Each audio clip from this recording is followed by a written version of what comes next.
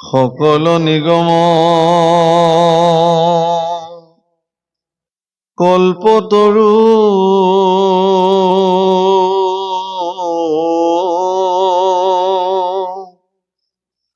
তাৰ ফল মহা ভাগৱত শুকমুখে আশী ভূমিত ভৈলা বিদিত ৰসত চতুৰ যিটো জন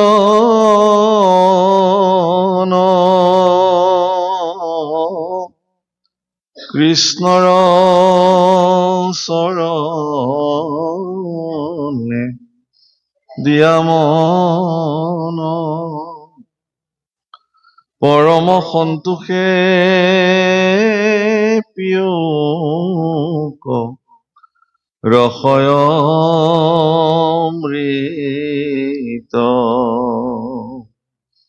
ৰাম পৰম সন্তোষে পিয়ুক ৰসয়মৃত। হে মোৰ পৰম সেৱাস্থলীৰ বাপসকল আইসকল, ঈশ্বৰ কৃষ্ণৰ একান্ত সেৱক, মহাপুৰুষ কৃপালু গুৰুজনাৰ একান্ত সেৱক শ্ৰীযুত পুলিন হাজৰিকাদেৱৰ বাসগৃহত আয়োজন হোৱা মহাভাগৱতৰ এই অনুষ্ঠানত আপোনাক সমস্তকে জয় জয়তে সেৱাভাগ নিবেদন কৰা হৈছে। বিশেষভাৱে মোৰ প্ৰাণৰ অনুষ্ঠান শ্ৰীমন্ত শংকৰদেৱ সংঘৰ শিৱসাগৰ জিলা শাখাৰ সমূহ বিষয়ববীয়া কৰ্মকৰ্তা আৰু সংগী বাপসকলৰ শ্ৰীচৰণত কোটি কোটি সেৱা নিবেদন কৰিছো। আমি আমাৰ অনুষ্ঠান ভাগ আগবঢ়াই নিব খুজিছো শ্ৰীমদ ভাগৱত শাস্ত্ৰৰ দ্বাদশ অধ্যায়ৰ পৰীক্ষিতৰ ব্ৰহ্মজ্ঞান প্ৰাপ্তিৰ মহামুনি শুকদেৱৰ শ্ৰীমুখে ব্ৰহ্মজ্ঞান কথন আৰু সেই অধ্যায় ভাগে আমি আগবঢ়াই নিব খুজিছো। যদি আপোনাসবে কয় যে এতিয়াও যে আমুক অধ্যায়হে পঢ়িব লাগে, তেতিয়াহ'লে আমি আগবাঢ়িম। যদি আৰু আপত্তি নাই আমি তাতে হ'ব। কৃষ্ণ হে ৰাম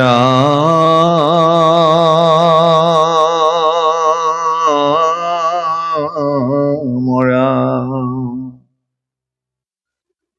জগতৰ কৰ্তা হৰ্তা ব্ৰহ্মা মহেশ্বৰ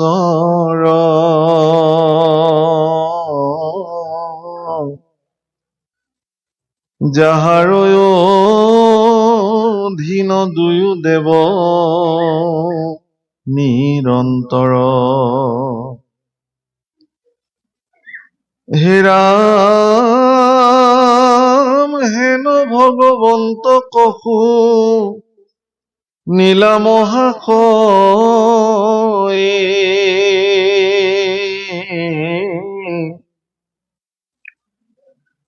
আউৰ আছে নৃপতি তোমাৰ মৃত্যু ভয়ে।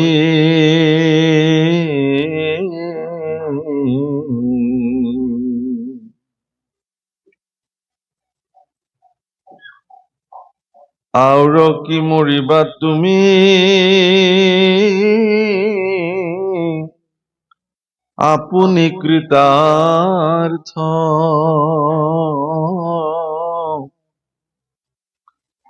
শুনিলাহা ভাগৱত কথা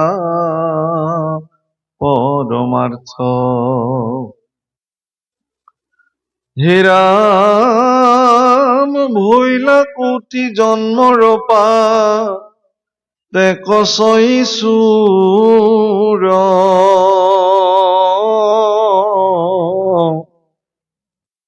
মৰুহেন মনৰ অজ্ঞান কৰা দূৰ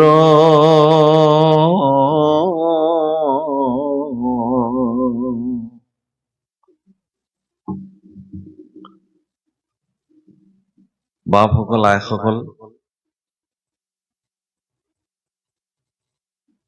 শ্ৰীমদ ভাগৱত শাস্ত্ৰক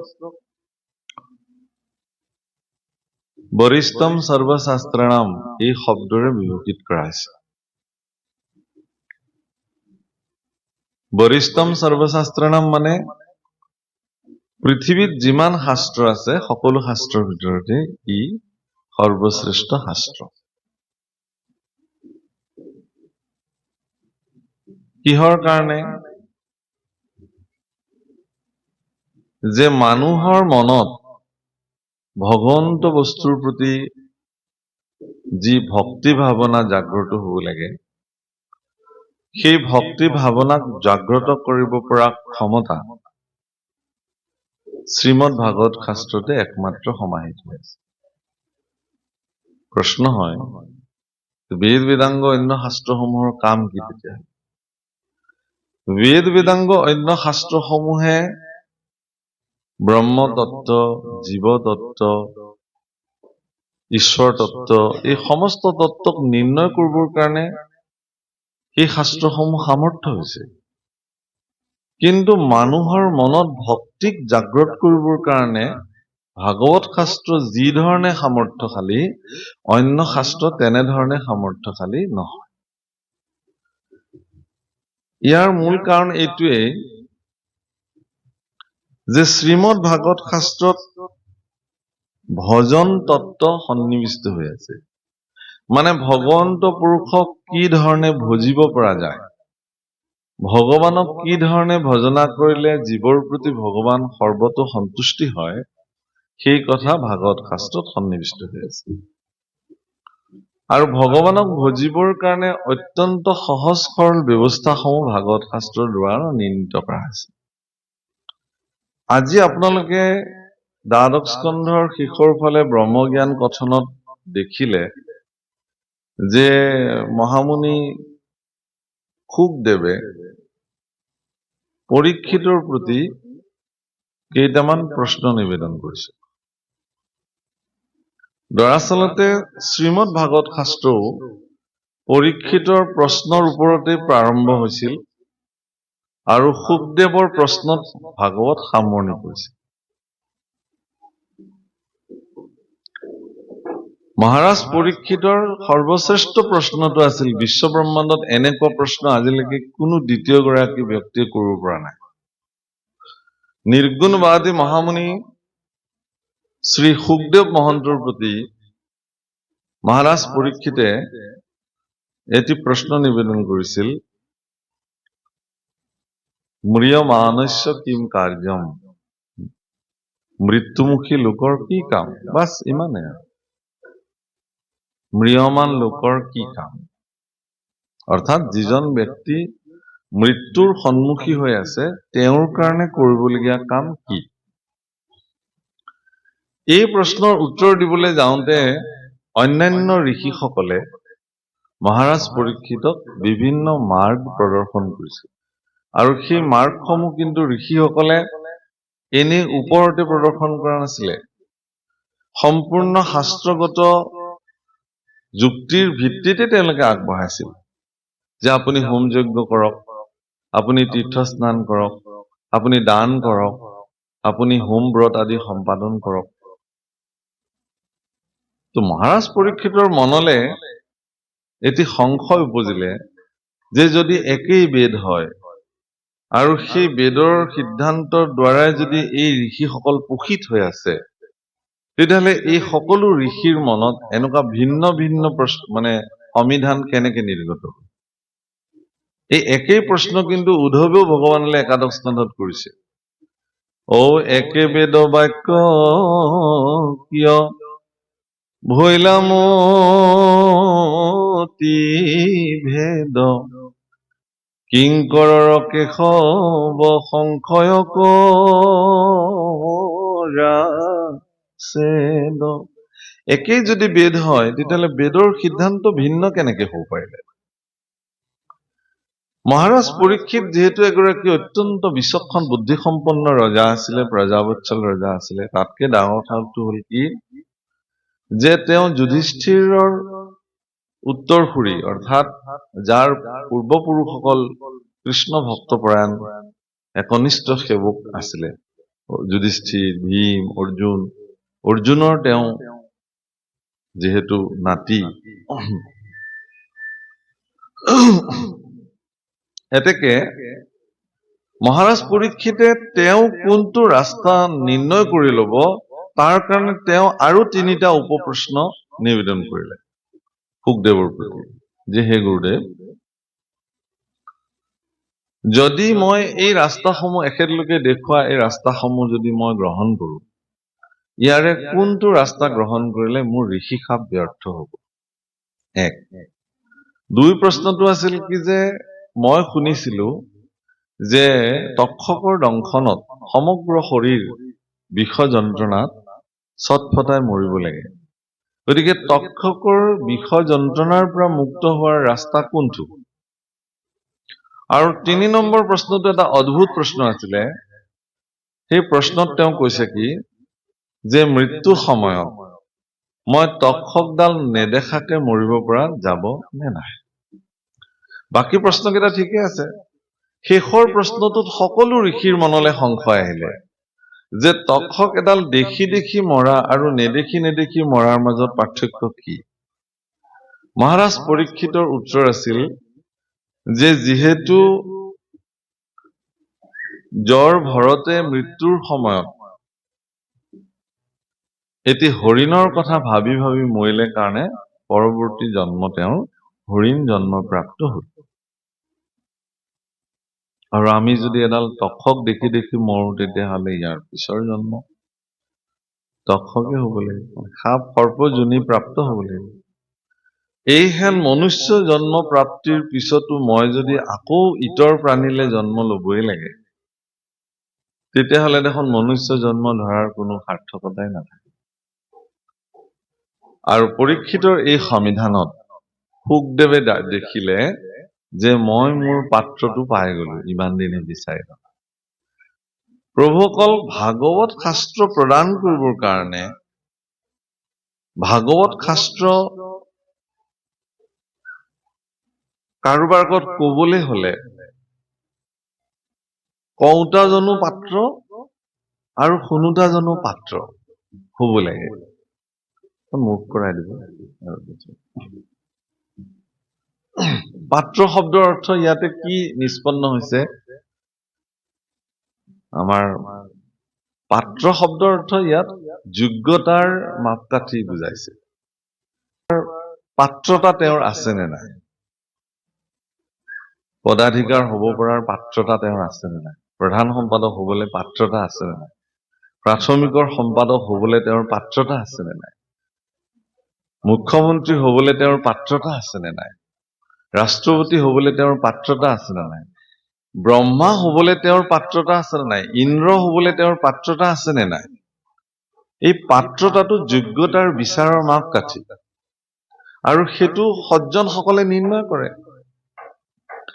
ঋষিসকলে এজনৰ পিছত এজন ভাৰতবৰ্ষ শাসন কৰিবৰ কাৰণে ৰজাসকলো নিৰ্ণয় কৰিছিলে, কিন্তু বেনৰ দৰে অত্যাচাৰী ৰজাক আকৌ ঋষিসকলে অভিশাপ দি মাৰিও পেলাইছে। তাৰমানে পাত্ৰতা বিচাৰ কৰি দেখিছে যে এওঁ যোগ্য নহয়, সেইকাৰণে সেই পদবীৰ পৰা তেওঁক আকৌ চ্যুত কৰি দিবলৈও বেছি সময় নালাগে। বহুৱাবলৈ যিমানখন তাৰ পৰা আঁতৰাই দিবলৈও বেছি সময়ৰ প্ৰয়োজন নাই। মহামুনি শুকদেৱে তেওঁৰ পিতৃ ব্যাসদেৱৰ শ্ৰীমুখে কলিৰ সন্ধিয়াত ভাগৱত কথা শ্ৰৱণ কৰাৰ অন্তত সেই ভাগৱত কথা কোন পাত্ৰত অৰ্পণ কৰিব তেওঁ আছিলে, কিন্তু আজি তেওঁৰ সেই অন্বেষণটো সম্পূৰ্ণ হল। তেওঁ এগৰাকী পাত্ৰ বিচাৰি ওলালে। সেইকাৰণে নামঘোষাত মাধৱপুৰুষে লিখিছে, তুমি আকৌ শুনিবাৰ পাত্ৰ, তোমাতো কহিব সেহি শাস্ত্ৰ, তুমি আকৌ শুনিবাৰ পাত্ৰ, মহাপুৰুষৰ সেৱক তুমি সম্প্ৰতি। শ্ৰীমদ ভাগৱত সংস্কৃত ভাগৱতৰ পৰা মহাপুৰুষ মাধৱদেৱে ইয়াক উক্ত আনিছে তাৰ পৰা। তাত খুব ধুনীয়া বৰ্ণন কৰিছে যে মহাপুৰুষিক সেৱক ভৱান, আপুনি মহাপুৰুষৰ সেৱক। এতিয়া মহাপুৰুষ মানে কোন? মহাপুৰুষ মানে কোন বুজাবৰ কাৰণে ইয়াৰ এটা বাক্যই জৰুৰী, একদম যথাৰ্থ। কি? জগতৰে কৰ্তা হৰ্তা ব্ৰহ্মা মহেশ্বৰ, যাহাৰ অধীন দুই দেৱ নিৰন্তৰ। সমগ্ৰ বিশ্ব ব্ৰহ্মাণ্ডত হৰ্তা আৰু কৰ্তা দুজন দেৱতা আছে, এজনক ব্ৰহ্মা বোলে, আনজন শিৱ হৰ। এই দুজনো যিজন দেৱতাৰ অধীনত থাকি কাম কৰে, তেওঁই একমাত্ৰ মহাপুৰুষ বিশ্ব ব্ৰহ্মাণ্ডৰ। বাকীবিলাক পুৰুষ নহয়েই, সকলো প্ৰকৃতি মায়াৰ অধীনত। ব্ৰহ্মা আদি কৰি জীৱজত মায়া সজ্জা মাজে আছে ভূমতি, সকলো মায়াৰ অধীনত আছে। গতিকে মহাৰাজ পৰীক্ষিতৰ এই প্ৰশ্নসমূহৰ উত্তৰ মহামুনি শুকদেৱে দিবলৈ যাওঁতে শুকদেৱে কি বুলি কলে?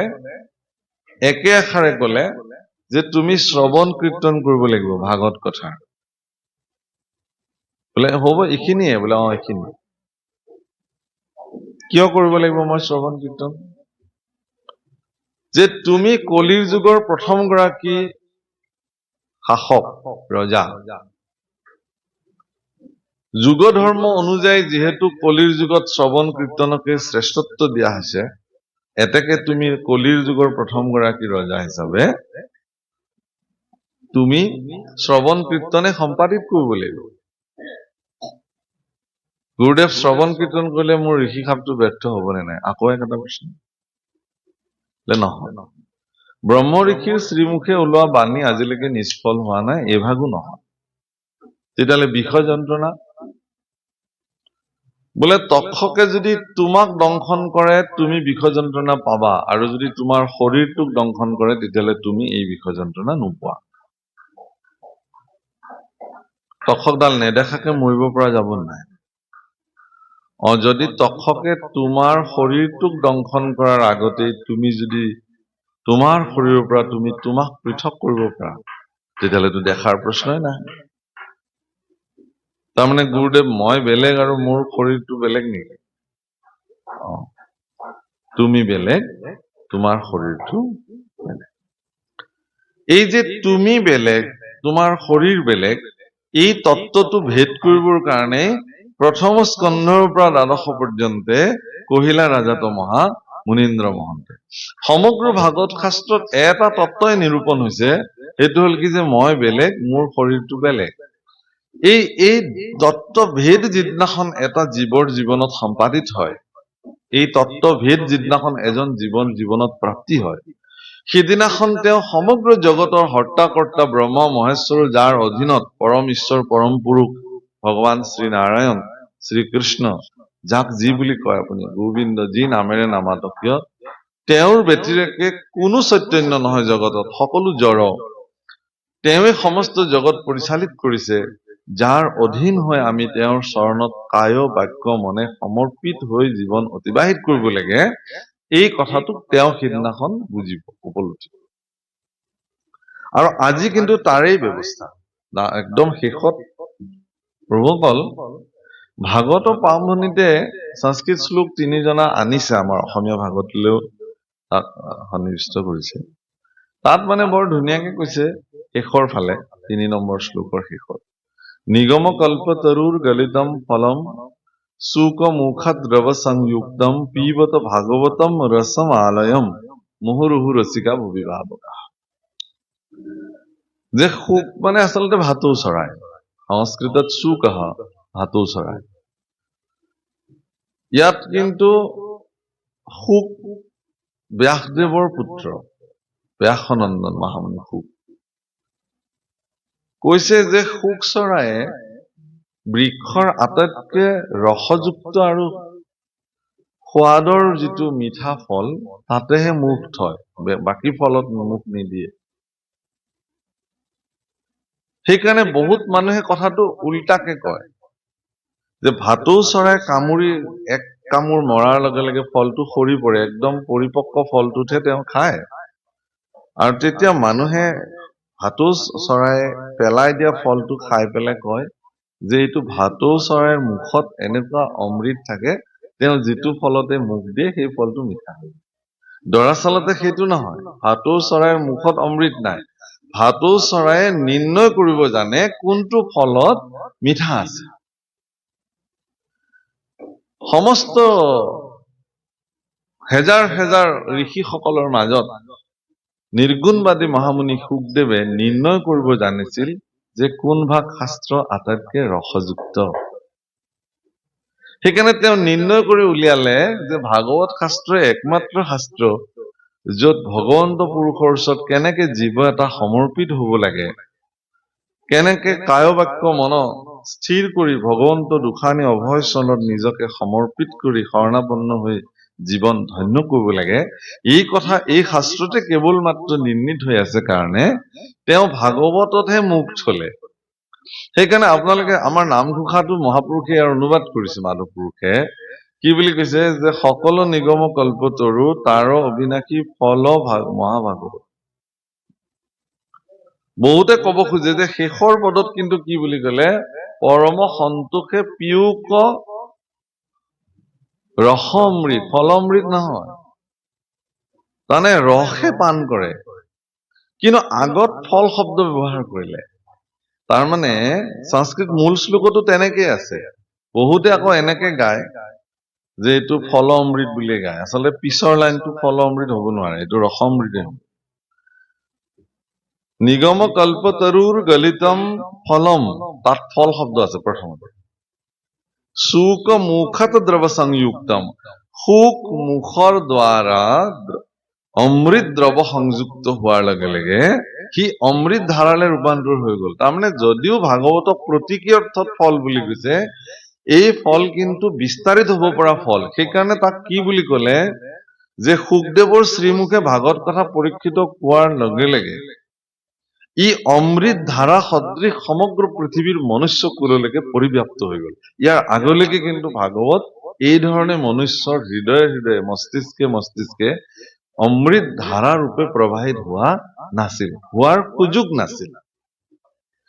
পৰীক্ষিতৰ তৰুণ কালতে পৰীক্ষিতৰ মৃত্যুমুখী হৈ মহাৰাজ পৰীক্ষিতৰ জীৱনৰ এইটো সৰ্বশ্ৰেষ্ঠ ত্যাগ, যে তেওঁ যদি এই ত্যাগটো নকৰিলেহেঁতেন তেতিয়াহলে আজি হয়তো আমি এই ধৰণে ভাগৱত শাস্ত্ৰ পালোহেঁতেন নে নাই, এইটো সন্দেহৰ আৱৰ্ত। যি কি নহওক, নিগম কল্পতৰুৰ গলিতম ফলম শুক মুখত দ্ৰৱ সংযুক্তম, শুক মুখৰ দ্বাৰা দ্ৰৱ সংযুক্ত হোৱাৰ লগে লগে কি হৈছে, পিবত ভাগৱতম ৰসম আলয়ম। এইবাৰ কিন্তু ৰসৰ আলয় বুলি কলে, আলয়ম, আলয়ম মানে গৃহ ঘৰ, ৰসৰ ৰহ ঘৰা ভাগৱত কবলৈ গলে, ৰহ ঘৰা, অমৃতৰ ৰহ ঘৰা। ইয়াত কি নাই বুলি কৈছে, কোনো সিঠাও নাই, ছালো নাই, গুটিও নাই, কেৱল পাণ কৰিব লাগে আৰু পাণ কৰিব লাগে নিশ্চিত মনেৰে।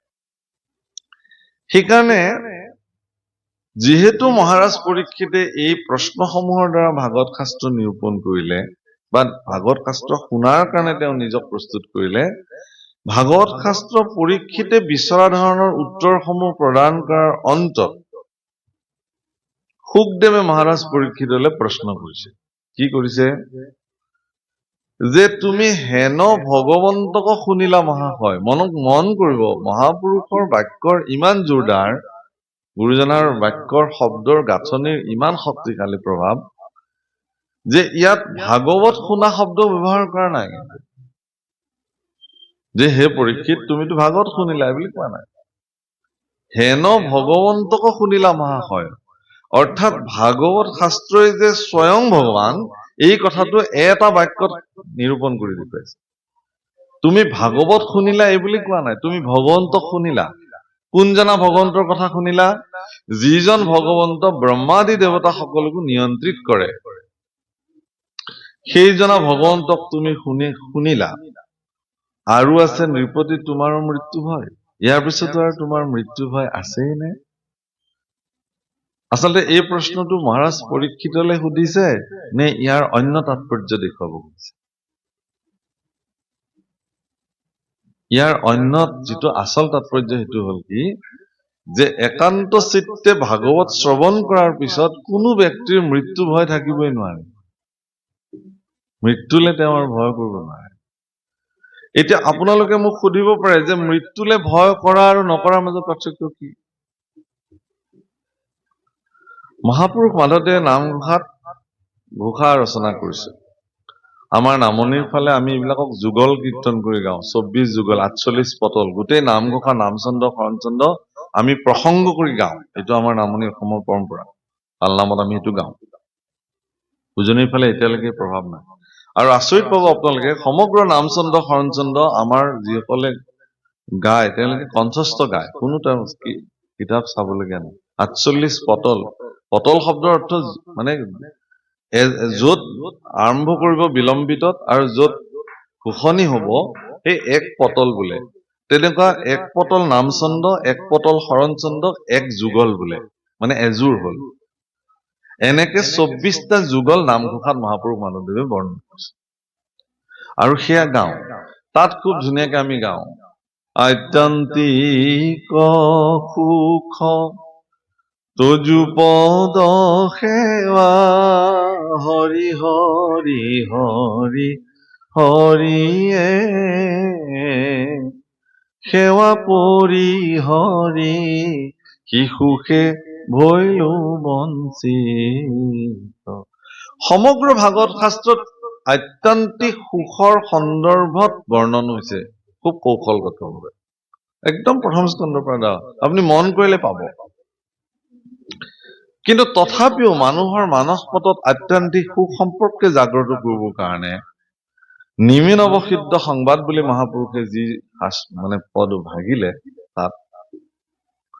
তাত মহাৰাজ নিমিয়ে 9গৰাকী সিদ্ধ পুৰুষলৈকে কৰা প্ৰশ্নসমূহৰ প্ৰথমটো প্ৰশ্নই আছিল যে আত্যন্তিক সুখ কি? এতিয়া আত্যন্তিক সুখৰ উত্তৰ দিবলৈ যাওঁতে কবি নামৰ সিদ্ধগৰাকীয়ে মহাৰাজ নিমিক উত্তৰ দি কৈছে কি বুলি, যে ভয়হীন হৃদয়কৰ গৰাকীজনে আত্যন্তিক সুখৰ গৰাকী, যাৰ হৃদয়ত কিঞ্চিত মানুহ ভয় নাই। এতিয়া তাৰ পৰৱৰ্তী সময়ত ইয়াৰ ভেটিত ব্যাখ্যা হৈছে নৱসিদ্ধ সংবাদ, নিমী নৱসিদ্ধ সংবাদ। প্ৰত্যেকটো 9টা প্ৰশ্নতে আত্যন্তিক সুখৰ ভেটিত 9টা প্ৰশ্ন বৰ্ণন হৈছে প্ৰভুসকল, খুব মন কৰিলে পাব। তাত বৰ্ণন কৰি কৈছে কি বুলি, যে ঈশ্বৰ কৃষ্ণৰ চৰণ যুগল বিৰল চৰণ, আৰু এই বিৰল চৰণৰ অন্যতম নাম হল অভয় চৰণ। অভয় চৰণত যিসকলে আত্মসমৰ্পিত হয় তেওঁৰ জীৱনত কোনো ধৰণৰ ভয়ে ক্ৰীড়াশীল হৈ উঠিব নোৱাৰে। এতিয়া আপুনি নিজক সুধিব যে আপোনাৰ মনত সকলো প্ৰকাৰৰ ভয়ৰ পৰা আপুনি পৰিত্ৰাণ পাইছে নে নাই? যদি আপুনি সকলো প্ৰকাৰৰ ভয়ৰ পৰা পৰিত্ৰাণ পাইছে, তেতিয়াহ'লে আপোনাৰ অভয় চৰণত শৰণাপন্ন হোৱাটো সঠিক হৈছে। যদি হোৱা নাই তেতিয়াহ'লে সি সঠিক হোৱা নাই। নিৰ্ণয় নিজে কৰিব পাৰিব, আপুনি আনে কৰিব নোৱাৰে। আপুনি ভকত হৈছে নে নাই কাকো অথৰাইজ চাৰ্টিফিকেট দিবলৈ কাকো কৰ্তৃপক্ষক নিৰ্ণয় কৰা নাই ভগৱানে। আমুকে আমুকক চাৰ্টিফাইড কৰিলেহে তেওঁ আজিৰ পৰা ভকত হল বুলি এনেধৰণৰ কোনো কথাই নাই। ভকত হল নে নাই নিজেই জানে, আপুনি পাৱে প্ৰমাণ। তেওঁ নিজেই জানিব যে তেওঁ ভকত হল নে নাই। যি কি নহওক, ভাগৱত শাস্ত্ৰ আৰম্ভ হল পৰীক্ষিতে মৰিলো মৰিলো বুলি আহি বহিলে, আৰু সেই পৰীক্ষিতে ভাগৱতৰ একদম শেষত কি বুলি কলে, হে গুৰুদেৱ মোক আৰু ভাগৱত কব নালাগে, মই তৰিলো তৰিলো তৰিলো। অৰ্থাৎ মৰিলোৰ পৰা আৰম্ভ হোৱা যাত্ৰাটো গৈ তৰিলোত সমাপ্তি হয়। ইয়াকেই ভাগৱত অধ্যয়ন কৰে। একদম সহজ, আৰু ইয়াক লৈ বিতৰ্ক কৰিবলগীয়া একো নাই। ইয়াত সেইকাৰণে কৈছে কি বুলি, ভৈলা কৌটি জন্মৰ পাতেক ছয় চুৰ। এগৰাকী গুৰুস্থানীয় ব্যক্তি ভাগৱতৰ আসনত বহা প্ৰতিগৰাকী ব্যক্তিকে গুৰুস্থানীয় বোলে। ভাগৱতৰ আসনত সকলো ব্যক্তিকে সেইকাৰণে বহিবলৈ দিয়া নাযায়। ভাগৱতত বহাৰ লগে লগে তেওঁ কৃষ্ণ সন্মুখী হৈ গল। কৃষ্ণ সন্মুখী হোৱা ব্যক্তিৰ দুটা গুণেৰে সন্নিবিষ্ট হব লাগিব, শাস্ত্ৰতে নিৰূপণ কৰিছে একাদশত। তেওঁ ভকতো হব লাগিব আৰু পণ্ডিতো হব লাগিব। পণ্ডিতো হব লাগিব, ভকতো হব লাগিব। বোলে তেওঁ অকল পণ্ডিত ভকত নহয়, তেওঁ সেইখন আসনত বহিব নোৱাৰে। বোলে তেওঁ অকল ভকত পণ্ডিত নহয়, তেতিয়াহ'লে তেওঁ সেইখন আসনত বহিব নোৱাৰে। কিয়? যে ভক্তি কৰিলে তেওঁ ভকত হবই লাগিব, ভক্তি ভাৱনা থাকিবই লাগিব। 2 নম্বৰতে তেওঁৰ সন্মুখত উপদেশী আসনৰ সন্মুখত বহি থকা সকলৰ সংশয় ছেদ কৰিব পাৰিব লাগিব। এই গুণেৰে তেওঁ সমন্বিত হব লাগিব। সেইকাৰণে সুখদেও ব্যাসনন্দন সুখদেও এই দুটা গুণেৰে পৰিপূৰ্ণ আছিল। তেওঁ পণ্ডিতো আছিল, তেওঁ একনিষ্ঠ ঈশ্বৰৰ সেৱক ভক্তিও আছিল। গতিকে তেওঁ ভক্ত আৰু পণ্ডিত দুয়োগৰাকী থকাৰ কাৰণে পৰীক্ষিতৰ নিচিনা এগৰাকী বিচক্ষণ পুৰুষ তেওঁৰ সন্মুখত বিদ্যমান হৈ থকাৰ পিছত মহাৰাজ পৰীক্ষিতৰ এক সংশয় তেওঁ ভাগৱতৰ মাধ্যমেৰে নিৰ্ণয় কৰি তেওঁক সিদ্ধান্ত দিব পাৰিছে, পৰিচিত দিব পাৰিছে। আৰু সেইকাৰণে এবাৰ ভাগৱত শ্ৰৱণ কৰাৰ পিছতেই পৰীক্ষিত সন্তুষ্টি হৈ গল, মোক আৰু প্ৰয়োজন নাই। কাৰণ গুৰুদেৱ সুখদেৱে তেওঁক প্ৰশ্ন কৰিছিল শেষত যে হে পৰীক্ষিত, যদি তুমি ভাবা তেতিয়াহ'লে মই আকৌ 7 দিন তোমাক ভাগৱত কথা কব পাৰো। পৰীক্ষিতৰ ঠাইত আমাৰ নিচিনা বুদ্ধিৰ মনুষ্য হোৱাহেঁতেন আমিতো কলোহেঁতেন প্ৰভু আকৌ 7 দিন কলে ভাল। কাৰণ কেলে আকৌ 7 দিন কোৱা মানে তেওঁৰ তক্ষকৰ অভিশাপটো কিন্তু তেওঁৰ নাইকিয়া হৈ যাব। কাৰণ সুখদেৱৰ শ্ৰীমুখে অমৃত কথা ভাগৱত শুনাৰ লগে লগে যেতিয়ালৈকে শুনি থাকিব তেতিয়ালৈকে পৰীক্ষিতক তক্ষকে দংশন কৰিব নোৱাৰে। কিহৰ কাৰণে? যে যি মুহূৰ্ততে পৰীক্ষিতক ভাগৱত কথা কবৰ কাৰণে সুখদেৱ প্ৰস্তুত হৈছিলে, সেই মুহূৰ্ততে ইন্দ্ৰ প্ৰমুখ্যে কেইবাগৰাকী দেৱতা আহি অমৃত কুম্ভ হাতত লৈ সুখদেৱৰ ওচৰত আহি থিয় হ'ল। দেৱতাসকলক দেখাৰ লগে লগে সুখদেৱে জানিলে যে এই দেৱতাসকলতো আৰু এনেই এখোজো নিদিয়ে, বিনা স্বাৰ্থত দেৱতাসকলে এখোজো নিদিয়ে। কিয় বা আহিলা? কিয় আহিলা তোমালোক? বোলে গুৰুদেৱ আমি এয়া অমৃত লৈ আহিছো স্বৰ্গৰ পৰা পৰীক্ষিতৰ কাৰণে। কেলে? বোলে পৰীক্ষিতৰ নিচিনা প্ৰজাবৎসল ৰজা পৃথিৱীত তেওঁক তক্ষকে ইমান তৰুণ কালতে দংশন কৰি পেলাব। গতিকে অমৃত আমি তেওঁক পান কৰাই দিওঁ, তেওঁ অমৰ হৈ যাব, তক্ষকে তেওঁক দংশন কৰিব নোৱাৰে। বোলে দিয়া আকৌ খুৱাই দিয়া, কিনো ইমান পলম কৰিবলৈ আছে। বোলে ইয়াতে চুক্তি আছে কিন্তু এটা। তেতিয়া সুখদেৱে বুজি পালে আচল কথালৈ আহিছে এতিয়া। কি চুক্তি?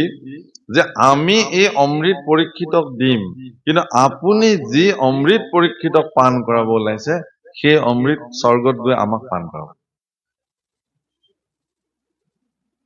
পৃথিৱীত এই অমৃত প্ৰচাৰ হব নোৱাৰে।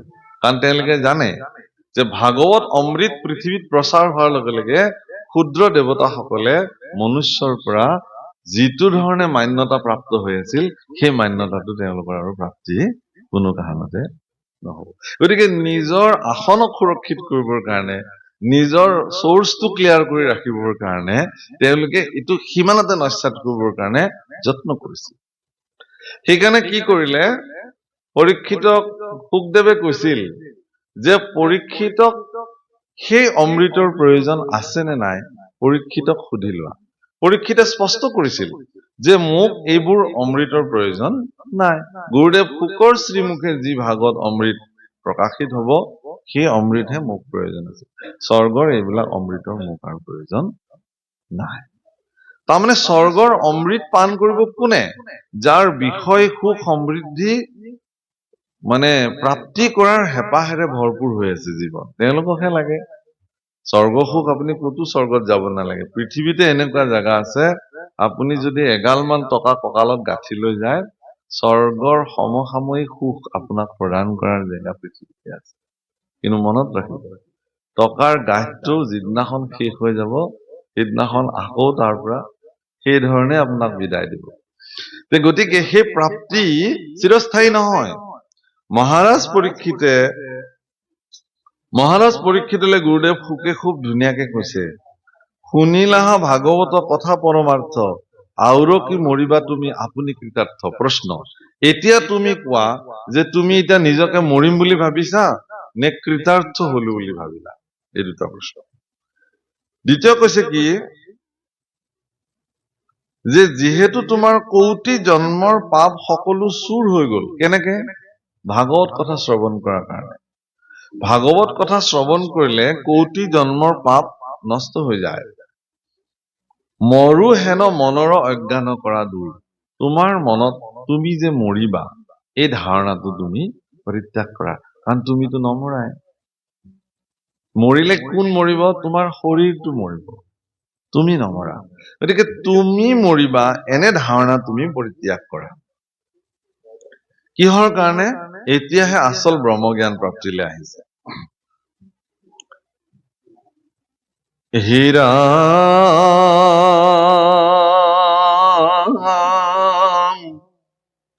নাহি জন্ম পূৰ্বতয় ব্যাপী নোহা জাত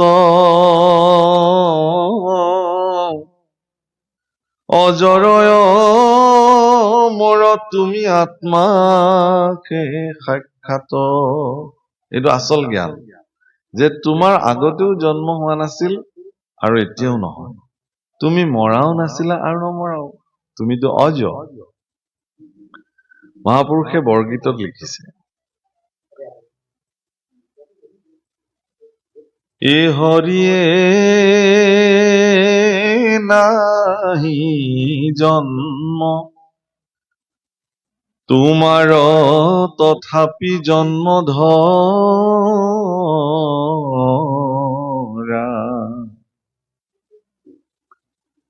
সহি জন্মে জীৱৰ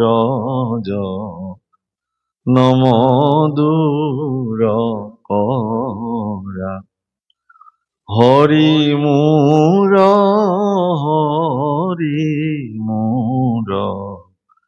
এদিন দয়াল।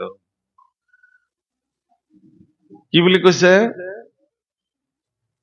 নাহি জন্ম তথাপি তোমাৰো জন্ম ধৰা। সহি জন্মে জীৱৰ জন্ম দূৰ কৰা।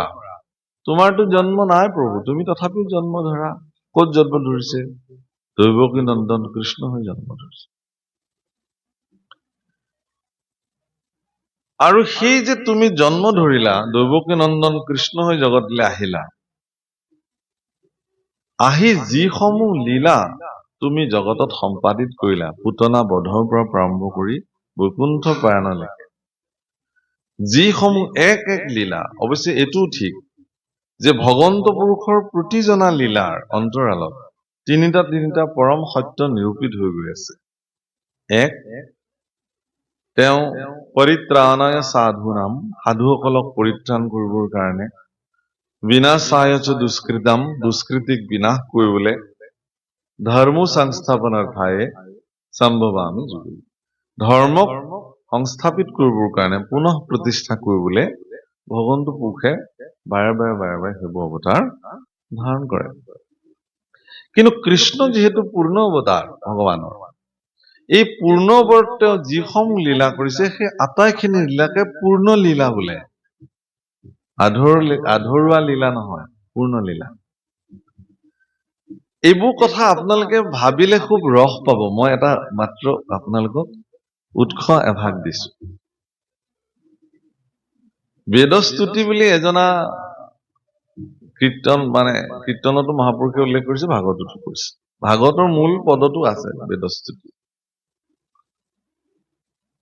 তো বেদস্তুতিত এটা কথা উল্লেখ কৰিলে যে প্ৰথম নিশ্বাসে বাজ ভৈলা বেদগণ, ঈশ্বৰ পুৰুষৰ প্ৰথম নিশ্বাসতে বেদসমূহ জন্ম হ'ল আৰু তেওঁলোক মূৰ্তমান হৈ মূৰ্তি ধৰি, বেদসমূহে মূৰ্তি ধৰি ভগৱন্ত পুৰুষক যোগ নিদ্ৰাৰ পৰা জগাবলৈ আৰম্ভ কৰিলে। হে প্ৰভু, তুমি উঠা, সৃষ্টি কাৰ্য সম্পাদিত কৰিবলৈ।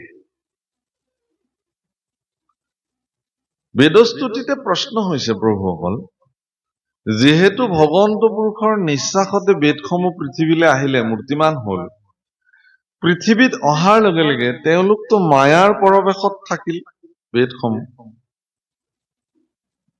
সেইকাৰণে বেদসমূহ মায়াৰ দ্বাৰা পৰিবেষ্টিত হ'ল। কিছুমান বাক্য মহাপুৰুষে খুব কৌশল কৰি লিখি থৈ গৈছে। একাদশ স্কন্ধত উদ্ধৱক বেদৰ কথা কবলৈ যাওঁতে ঈশ্বৰ পুৰুষে এটা বাক্য কৰিছে, মহাপুৰুষে লিখিছে তাত যে মায়াময় বেদ ধৰ্ম সবাকো উপেক্ষী। তুমি মায়াময় বেদৰ দ্বাৰা নিৰ্মিত হোৱা সমস্ত ব্যৱস্থাক এই মুহূৰ্তৰ পৰাই তুমি উপেক্ষা কৰিব লাগিব, বাদ দিব লাগিব। মই এতিয়া যি কম সেইটোহে নিৰ্ণয় হ'ব, কাৰণ মই বিনে বেদে কিছু আন নবখানে, সমস্ত বেদৰ তত্ত্ব অৰ্থ এহি মানে। তাৰমানে বেদসমূহ প্ৰথম নিশ্বাসতে পৃথিৱীত মূৰ্তিমান হ'ল কাৰণে পৃথিৱীত যি বস্তুৱে জাত হয় সকলো মায়াৰ অধীনত থাকে। বেদ হলেও মায়াৰ অধীনতে থাকিব লাগিব। বেদস্তুতিত প্ৰশ্ন কৰিছে যে যদি বেদ মায়াতে থাকিলে, গুণত আহিলে, ত্ৰিগুণাত্মক ব্যৱস্থাৰ মাজত বেদ সমাহিত হল, তেতিয়াহ'লে নিৰ্গুণময় ভগৱন্ত পুৰুষৰ লীলাসমূহ বেদে কেনেকে উন্মুক্ত কৰিব? মানে বহুত গুৰুত্বপূৰ্ণ প্ৰশ্ন। আপোনালোকে এইবোৰৰ মাজত সোমালে বৰ আনন্দ পাব। মানে কেনেকুৱা জগতলৈ গুচি যাব কবই নোৱাৰে। গোটেই নিশা ভাবি থাকিলেও ভাল লাগি থাকিব। তেতিয়া বেদে আকৌ উত্তৰ দিছে তাত। কি বুলি দিছে? কৈছে যে যিহেতু ভগৱন্ত পুৰুষ নিৰ্গুণ, নিৰাকাৰ, এইখিনিতে এটা কথা ঠিক যে ইছলাম ধৰ্মৰ যি নিৰাকাৰ ধাৰণা, খ্ৰীষ্টান ৰিলিজনৰ যি নিৰাকাৰ ধাৰণা, আৰু ভাৰতবৰ্ষৰ সনাতনী পৰম্পৰাৰ যি নিৰাকাৰৰ ধাৰণা, এই ধাৰণাসমূহৰ মাজত কিন্তু আকাশ পাতাল পাৰ্থক্য আছে। ভাৰতীয় সনাতন ব্যৱস্থাত ইটো বিতুপন ধৰ্ম সনাতন, আকাশে কীৰ্তন কৰে সাধুজন, মহাপুৰুষৰ বাণী। বিতুপন ধৰ্ম বুলি কৈছে সনাতন। সনাতন শব্দৰ অৰ্থ ঈশ। ঈশ মানে চিৰ শাশ্বত, আছিল, আছে আৰু অনাগত কাললৈকে যিজন থাকিব। পৰম পুৰুষকে বুজায় সনাতন। অনন্ত অচ্যুত সনাতন এনেকে ঈশ্বৰকে বুজাইছে। কি হয় যে নিৰাকাৰ মানে অন্য ধৰ্মাৱলম্বত যেনেকে একো নাই, শূন্য বুজায়, আমাৰ আকৌ একো নাই নুবুজায়। আমাৰ নিৰাকাৰ ধাৰণাটো হল যে সকলো আকাৰ যৰ পৰা উৎপত্তি হৈছে সেই স্থানটোক নিৰাকাৰ স্থান। আপুনি মই সকলোবিলাক যৰ পৰা উৎপত্তি হৈছো, আকাৰ লৈছো। এচপৰা সোণ আছে, তাৰ পৰা বিভিন্ন অলংকাৰ নিৰ্মাণ কৰা আছে। দৰাচলতে সেইবোৰ সোণেই চব। ঠিক তেনেকে নিৰ্গুণ শব্দৰ অৰ্থটো গুণহীন নহয়। সমস্ত গুণ যৰ পৰা উৎপত্তি হৈছে, সমস্ত গুণ মানে ত্ৰিগুণ, সত্য, ৰজ, তম। এই ত্ৰিগুণাত্মক যৰ পৰা উৎপত্তি হৈছে সেই স্থানটোৱে নিৰ্গুণ স্থান, আৰু সেই স্থানত ভগৱন্ত পুৰুষ বিদ্যমান হৈ আছে। তেতিয়াহ'লে ইয়াত গুণত থকা বেদে নিৰ্গুণ ব্ৰহ্মক কেনেকে নিৰূপণ কৰিব? এইটো আটাইতকৈ শ্ৰেষ্ঠ প্ৰশ্ন প্ৰভুসকল। ইয়াৰ সংবিধানত মূল তত্ত্বসমূহ সন্নিৱিষ্ট হৈ আছে। কিন্তু উত্তৰটো একদম সহজকে দিলে। কলে যে ভগৱন্ত পুৰুষ যদিও নিৰ্গুণ, যদিও নিৰাকাৰ, তেওঁ পৃথিৱীত ভক্তসকলৰ কল্যাণৰ কাৰণে, সন্তসকলৰ কল্যাণৰ কাৰণে তেওঁ গুণত মানে সগুণ সাকাৰ ৰূপ ধাৰণ কৰি পৃথিৱীত যিসমূহ সগুণ সাকাৰযুক্ত লীলা সম্পাদন কৰিলে, সেই লীলাসমূহ যদি কোনোবা ভক্তই অৱগাহন কৰে, তাত যদি কোনোবাই স্নান পান আচমন কৰে, সেই গুণসমূহ যদি ভক্তসকলে গায়, কীৰ্তন কৰে, তেতিয়াহ'লে তেওঁ নিষ্কৃতি প্ৰাপ্তি হ'ব, তেওঁ উদ্ধাৰ পাব। সেইকাৰণে ইয়াত কৈছে যে কোটি জন্মৰ পাপ, মানে অজৰ অমৰ সাক্ষাৎ বুলি পৰম ব্ৰহ্মক কওঁতে এতিয়া প্ৰশ্ন হয়, চাব, দৈৱকী নন্দন হৈ কৃষ্ণ যেতিয়া আহিছিলে, আপোনালোকে ভাবে নেকি যে অন্য মাতৃৰ যোনি সম্ভৱা হৈ সন্তানসমূহ যেনেকে জাত হয়, ভগৱান কৃষ্ণ দৈৱকীৰ যোনি সম্ভৱা সন্তান নহয়। অৱতাৰ লৈছে কেনেকে? একদম শংখ চক্ৰ গদা ধাৰণ কৰি পৃথিৱীত মানে তেওঁ কাৰাগাৰৰ ভিতৰত জাজ্জল্যমান অৱস্থাত আহে অৱতাৰ। সেইকাৰণে তৃতীয় স্কন্ধৰ এটা পদত ভগৱান কপিলে মাতৃ দেৱহূতিৰ আগত কৈছে, জীৱৰ স্তুতিটো মহাপুৰুষ গুৰুজনাই খুব ধুনীয়াকে প্ৰকাশ কৰিছে। কি বুলি কৈছে তাত? যে হে প্ৰভু, জীৱই স্তুতি কৰিছে, গৰ্ভস্থ জীৱটোৱে, যে হে প্ৰভু, তোমাৰ আৰু মোৰ মাজত পাৰ্থক্য ইমানেই যে ময়ো আজি গৰ্ভতে আছো আৰু তুমিও গৰ্ভতে থাকা। কিন্তু তোমাৰ আৰু মোৰ মাজত পাৰ্থক্য ইমানেই যে মই গৰ্ভৰ ভিতৰত থাকি যিসমূহ নিকাৰ ভুঞ্জিবলগীয়া আছে, তুমি আকৌ গৰ্ভত স্থিতি হলেও সেই নিকাৰসমূহ তুমি ভুঞ্জিব নালাগে।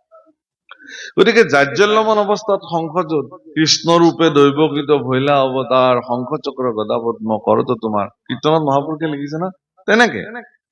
কিন্তু বসুদেৱে যেতিয়া কলে যে হে প্ৰভু, মইতো মোৰ যি শিশু জন্ম হব, সেই শিশুৱে মই কংসক দিম বুলি কৈছিলো, গতিকে তুমি ইমান শংখচক্ৰ এনেকে চতুৰ্ভুজ, তোমাক মই কেনেকে দাঙি নি কংসৰ হাতত দিম?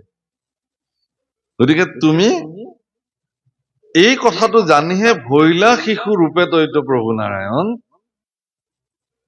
কলে লয়া বসুদেৱে লৰিলা তেখন। তেওঁ বুজালে যে নহয়, মোক দিব নালাগে কংস, মই বাৰু শিশু ৰূপে ল'ম এতিয়া তোমাৰ সন্তান হিচাপে, কিন্তু মোক নি তুমি গকুলত থোৱাগে, আৰু গকুলত যোগমায়া জন্মিব, তেওঁক লৈ আহিবা, আনি কংসক দি দিবা। যি নহওক প্ৰভুসকল, আজি গুৰুদেৱ শুকে পৰীক্ষিতক বুজাব যত্ন কৰিছে যে তুমি সেই অজৰ অমৰ আত্মাহে সাক্ষাৎ, তোমাৰ নে মৃত্যু আছে নে তোমাৰ জন্ম আছে। মৃত্যু হয় শৰীৰৰ, জন্ম হয় শৰীৰৰ, জন্মৰ লগতে উপজে মৃত্যু লগত। দশমৰ বাণী যে মোৰ শৰীৰটো যিদিনাখনেই জন্ম হল পৃথিৱীত আহি, সিদিনাখনে মৃত্যু একেলগে জন্ম হৈ আহিলে মোৰ লগত। ইয়াত সেইকাৰণে কৈছে, অ দেহৰেখে ধৰ্ম ইটো জনম মৰণ, দেহতে সেহন্তে হুৱে দেহয়ুতপন্ন। এইটো দেহৰেহে জন্ম হয়, দেহৰেহে ধৰ্ম ইটো জন্ম মৰণ। এই শৰীৰটোৰ ধৰ্ম ই জন্ম হব, আৰু এই শৰীৰটোৰ ধৰ্ম এদিন ই মৃত্যু হব। ধৰ্ম বুলি কলে চৰিত্ৰ, তাৰ স্বভাৱ। সেইকাৰণে আমাৰ যিটো চতুৰ্বৰ্গ সাধন আছে, চাৰি পুৰুষাৰ্থ বুলি কয়, সেই চতুৰ্বৰ্গ সাধনত প্ৰথমটো স্তৰে হৈছে ধৰ্ম, দ্বিতীয়টো হল অৰ্থ, তৃতীয় হল কাম, চতুৰ্থ হল মোক্ষ। গতিকে ধৰ্ম বুলি কলে আপুনি আপোনাৰ শৰীৰটোক যিসমূহ ধাৰণ কৰিবলৈ দিলে, সেইটোৱে আপোনাৰ ধৰ্ম। আপোনাৰ শৰীৰটোক আপুনি এদিন কৈ দিলে যে এনেকে থাকিলে নহব, সেই শৰীৰ তুমি ভগৱন্ত পুৰুষৰ দুখানি অভয়চৰণত সমৰ্পিত হব লাগিব।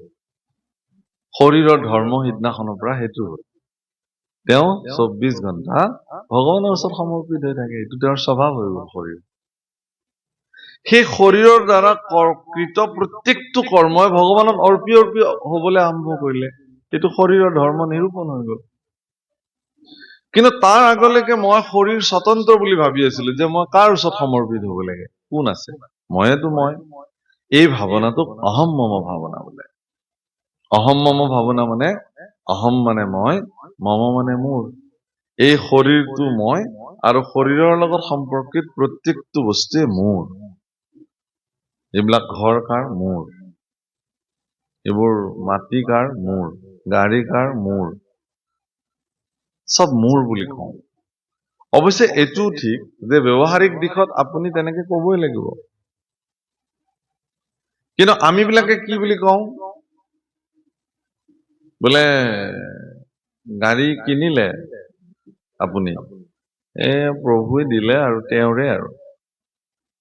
ঘৰ সাজিলে, আৰু মইনো ক'ত সজা বুলি কওঁ, আপোনালোকৰে ঘৰ দিয়ক আৰু। এইটো আপোনাৰ ল'ৰা নেকি, মোৰ বুলি কেনেকে কওঁ, আপোনালোকৰে ল'ৰা আৰু ধৰক। মই এটা খুব ধুনীয়া উদাহৰণ দিওঁ যে এজন সজ্জন পুৰুষ এনেকে বহি আছে আৰু এটি সন্তানে খুব উৎপাত কৰি আছে, এনেকে ভাগত চলি আছে। সৰু ল'ৰা ইটো সিটো কৰি উৎপাত কৰি থকাৰ কাৰণে সন্তজনে মানে কলে, এইটো কাৰ ল'ৰা, কাৰ ল'ৰা এইটো, এনেকে অকমান কলে। গতিকে সন্তানটোৰ পিতৃয়ে উঠি পেলাই কলে যে গুৰুদেৱ, আপোনাৰে সন্তান বুলি ধৰক, আপোনাৰে সন্তান হয় নেকি, এই ইফালে আহা ল'ৰা, ইয়াতে বহ, বহুৱাই দিলে। একদম চুপচাপ বহি থাক। ঘৰতে বহি থাকিলে। অনুষ্ঠান সামৰণিত সকলো মানুহ সেৱা সৎকাৰ লৈ যাবলৈ ওলাল, আৰু সেই সন্তানটোৰ পিতৃও আহি পেলাই কলে, গুৰুদেৱ আজ্ঞা কৰিলে আমিও যাব খুজিছো। যাওক। বোলে ল'ৰাটো কোনটো ল'ৰা, বোলে ইয়াক আকৌ ক'ত লৈ যায়, বোলে এইটো মোৰে ল'ৰা। তুমিতো ভৰা সমাজত এইটো মোৰ ল'ৰা বুলি কৈছিলা, গতিকে মোৰ ল'ৰা এইটো থাকিব আজিৰ পৰা, তুমি যোৱা, মোৰ লগত থাকিব লাগিব, তই থাক। মই তাক যেনেকে ৰাখো তেনেকে ৰাখিম, পঢ়ুৱাও নপঢ়ুৱাও, খুৱাও নোখোৱাও, মাৰো পিটো, যি কৰিম, মোৰ ল'ৰা হল নহয়। খুব চৰণত পৰি কান্দিব ধৰিলে, গুৰুদেৱ আগ নাই পিছ নাই, এটাই ল'ৰা, কি কৰিম এতিয়া, হক বোলে দুটা তিনিটা হলে এজনা দিয়ে থৈ গলে, এতিয়া এটাই ল'ৰা দিওঁ কেনেকে। সেইকাৰণে কৈছে যে চোৱা, তুমি কি বুলি কলা, আপোনাৰে ল'ৰা বুলি, কিন্তু অন্তঃকৰণে তুমি মানি থাকিলা সেইটো তোমাৰ ল'ৰা। ব্যৱহাৰিক দিশত তুমি সেইটো কৰিব নালাগে, ব্যৱহাৰিক দিশত সেইটো তোমাৰ ল'ৰা বুলি তুমি কব লাগিছিল, প্ৰভু মোৰে ল'ৰা। অন্তঃদৃষ্টিৰে তুমি ভগৱানক সমৰ্পণ কৰি ৰাখা যে এইটো প্ৰভু তোমাৰ, মোৰ নহয়। এই ঘৰ কাৰ, মোৰ, মই সাজিছো, এইটো হব লাগে, স্পষ্ট কথা। এইবোৰ বেছি দেখুৱাবলৈ যোৱা কথা, আমাৰ আৰু ক'ত হব, আৰু এইবোৰ ভিতৰে ভিতৰে কিন্তু কৈ আছে, চাওক আপুনি এবাৰ চাই লওক, এনেকুৱা ঘৰ ক'ত সাজিব পাৰিব, এনেকুৱা গাড়ী আপুনি ক'ত কিনিব পাৰিব, চাই লওক, মোৰ গাড়ী ইমান দামী গাড়ী। কিন্তু মানুহক দেখুৱাকে খুব তেলিয়াকে কোৱা কথা যিটো, সেয়া আপোনালোকৰে দিয়ক, আমাৰ ক'ত। বিপদত পৰিলে খুজিলে এদিনো নাপায় আপোনাৰ। ৰাতি বোলে কিবা মহা বিপদ হৈছে, গাড়ীখন আপোনাৰ লাগিছিলে, মোৰ সন্মুখত এখন ডাম্পাৰে এটা হেৰি পেলাই থৈ গ'ল নহয়, মই গাড়ীখন এতিয়া উলিয়াব নোৱাৰো, নহলেতো মই নিজেই লৈ গলোহেঁতেন আপোনাৰ তালে গাড়ী, হেন তেন নানানটা কথা। এতিয়া মানুহৰ এই যিটো দুতলীয়া কথা, ভগৱন্ত পুৰুষে এইবোৰ চব জানে, সেইকাৰণে বেছি দেখুওৱা কাৰবাৰটো ভক্তিৰ ৰাজ্যত নিষিদ্ধ কৰা হৈছে। অন্তঃকৰণে আপুনি মানক যে হে প্ৰভু, এইবোৰ মোৰ একো নাই, মোৰ যশস্যা, মোৰ খ্যাতি, মোৰ মান সন্মান সম্পত্তি ঐশ্বৰ্য বিভূতি সকলো তোমাৰ, এইটো অন্তঃকৰণৰ দৃষ্টি। বাহ্যিকতাত ব্যৱহাৰিক দিশত আপোনাৰ যিটো আপুনি কবই লাগিব মোৰ বুলি, তাত বাধা একো, কোনো তাত বেয়া পাব হয়, মোৰে দিয়ক। কিন্তু অন্তৰেৰে তেওঁ দৃঢ়, এইটো মোৰ নহয়, ঈশ্বৰে মোক দিছে, তেওঁৰ বস্তু। কিন্তু আমাৰ কি হৈ আছে, বৰাবৰ উল্টা হৈ আছে, কওঁ আমি আপোনাৰ বুলি, ভিতৰৰ পৰা মোৰ, হয় নে নহয়? সেইকাৰণে ইয়াত এই কথাটো খুব ধুনীয়াকে কৈছে যে এইটো দেহৰ মৰণ, দেহতকে হুৱে দেহ উত্তপন, দেহৰ পৰাই দেহ উৎপত্তি হয়, আত্মাৰ পৰা আত্মা আহে, দেহৰ পৰা দেহ আহে, দেহতে আত্মা থাকে, কিন্তু তাৰ লগত কোনো সম্পৰ্ক নাই। দেহতে থাকো কিন্তু দেহহীন, মই দেহহীন হৈ থাকো, দেহৰ লগত মোৰ বিশেষ সম্পৰ্ক নাই। প্ৰকৃতিৰ নিয়ম দেহটোক চৈতন্য কৰি ৰাখিব লাগে কাৰণে মই ইয়াৰ ভিতৰত সোমাই থাকো।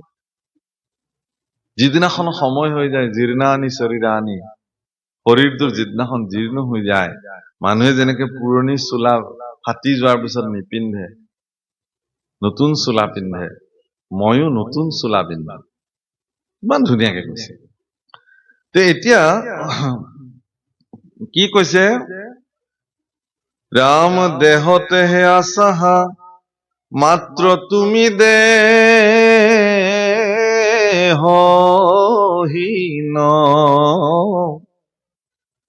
যেন অগ্নি থাকন্তে কাষ্ঠটো কৰি